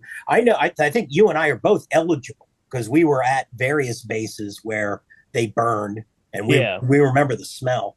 Oh yeah, from what I understand, I am, but I'm very lucky. I don't seem to have any lung or respiratory issues yet. But I know I made sure that I registered. I got put on the registry when it first came out, and then, like I said, the PAC Act. That's such a big clutch deal. I think people forget because, my father's generation, the Vietnam generation, they denied even the existence of Agent Orange, Mhm. for decades. And there were people that really suffered and didn't just die, they suffered from it for a long, long time before the government finally came out and said, "Oh yeah, that Agent Orange, yeah, that's some bad stuff. We should probably have paid you for that." And Yeah. the fact that, yes, we've had burn pits for 20 years and we're only getting it now, but at least we're getting it, now just after the war's ended, as opposed to 30 years after the war ends. Yeah. People have been suffering for that long. Which is a good thing, and it's a whole different world. And I give a lot of credit to. I know John Stewart was a big part of that, and the bill that came before it. The name fails me, but for the firefighters and Oh stuff yeah, yep, in yeah. post The 9/11 or 9/11 first responders, that was a big deal. yeah. And the and Biden was Joe Biden was a big pusher of the PAC Act because he blames the burn pits for killing his son Bo. Bo Biden, the former Attorney General for the state of Delaware, he resigned as Attorney General and went to join the Delaware Air National Guard, and then did a tour of Iraq as a JAG lawyer. Mhm. Uh, and so I mean, obviously still, a force multiplier, not a combatant, but he was over there, and Joe blames his brain cancer on the burn pits. And that's, kind of what motivated him to get the PAC Act through. Yeah. But that, I mean, that feeds into, I mean, my whole reason for doing this is you say JAG. I mean, that's a lawyer, Yeah. or I don't know if he was a lawyer. But I mean, Yeah, he was. that's He was a JAG lawyer. okay. But it's, that's a desk job, quote Mm-hmm. unquote, Yep. So it's like, yeah, I may not have done what some guys did, but you and I both, we were, and a lot of our friends, we were still over there. We were running 5 miles a night through Mm-hmm. black smog and, smelled like garbage and crap in the entire country. So yeah, it's I definitely something I think that needs more eyeballs on it. And Yeah, that's I think so too. with as much bad things that might have come from social media and always being online. That is one fortunate thing about our generation, is that it's a lot harder to hide stuff like that for Mm-hmm. decades. Yeah, And for sure. very true. The other big thing too with social media and especially things like this podcast. I was watching Ken Burns' documentary on the Civil War, Mhm. and how really the only thing that they have to glimpse into people and what happened there were letters. People would write letters home, and that's how they kind of got a glimpse into that. Because of social media posts, Mhm. things like this, someday, 100 years from now, somebody's going to be breaking down this podcast between you and I to get the perspective of the fob runner, the fobbit, you know, The Pogue, the personnel the other than pogue, yeah, Grunt.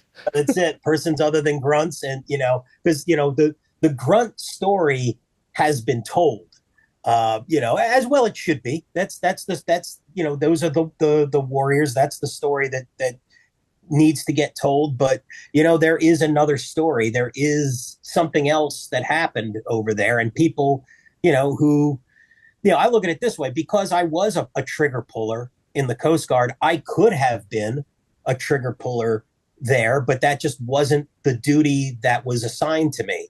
That's, you could have been a trigger puller.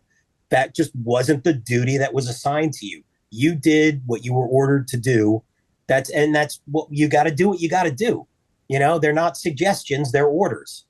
You're ordered to this transportation battalion to handle these logistic operations. I'm ordered to go inspect this container and do their hazmat paperwork. Those are my orders. I did my duty. You did your duty. And, that's what people did over there. We did our duty. And I think it's great. You're opening up a window to this side of the war that not a lot of people know about and very rarely have seen. Well, I appreciate your optimism in the archaeologists finding this 100 years from now, and I actually, not that 21, 24, somebody's going to be like, so who is this Thunder Dan character? And I, and not that I want to end our conversation, but I feel like that might be a good stopping point for us yeah, today. We've been going yeah. for 3 hours almost, Hmm. and I would very much like maybe give this a couple of weeks to simmer and such, but maybe doing a part two with you a little more for a little more post raid team kind of thing. Some of the stuff you've done after all that as Well, well. yep. I think that's a great idea. Yeah, Awesome. pick this up in a couple weeks, and um, sounds good to me. Awesome, man. Well, thank you very much for everything you've done and everything you still have on the agenda to do. And thank you for sitting down and talking with me. Of course, man. Thanks for doing this, and it's great to see you again. I know I missed your wedding because I was deployed yet again. I was deployed somewhere, and I couldn't get back in time. Uh, No, it but happens, man. you That know, that's a part of this whole deal. That's one thing. One of the when you try to look for positives to come out of COVID and things like that, I do think that there are going to be a lot more of this generation that understand better our relationship. In that, when you go through something with people through adversity and through extreme struggles, the bond, the relationship you have is far different. yeah, And I totally understand. I mean, I wish you could have been at the wedding, obviously, but I don't fault you for not having to be there. And I feel bad that we haven't talked a whole lot in the convening years. But I mean, I've loved every moment being on the phone with you now, and I can't wait to do it again. yeah, me too. And are you all the way out of the army? Or are you still in the reserves? Yeah, I'm totally out now. You're totally out now. And then you got married after you left the army, or you were still in the army when you got married, I or was I was still in the army at the time. okay. Yeah.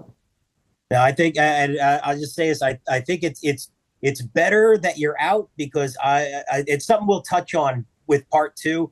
But I think I've seen more divorces in in the military with people who were the lifelong guys. Yeah. And I will go into it, but that's part of the reason I never got married because I always knew that the mission was going to come first with me. And there's people that I don't think give that enough thought when they get married, um, because that's why so many of them seem to fail Yeah. in the military. But we can talk about that later on for part two. That'd be a good jumping off point for part two. Yeah, man, for Uh, sure. so, all right, brother. I'll see you soon. Yeah, it was great talking to you. I hope you have a fantastic rest of your weekend, man. You too, man. Have a great one.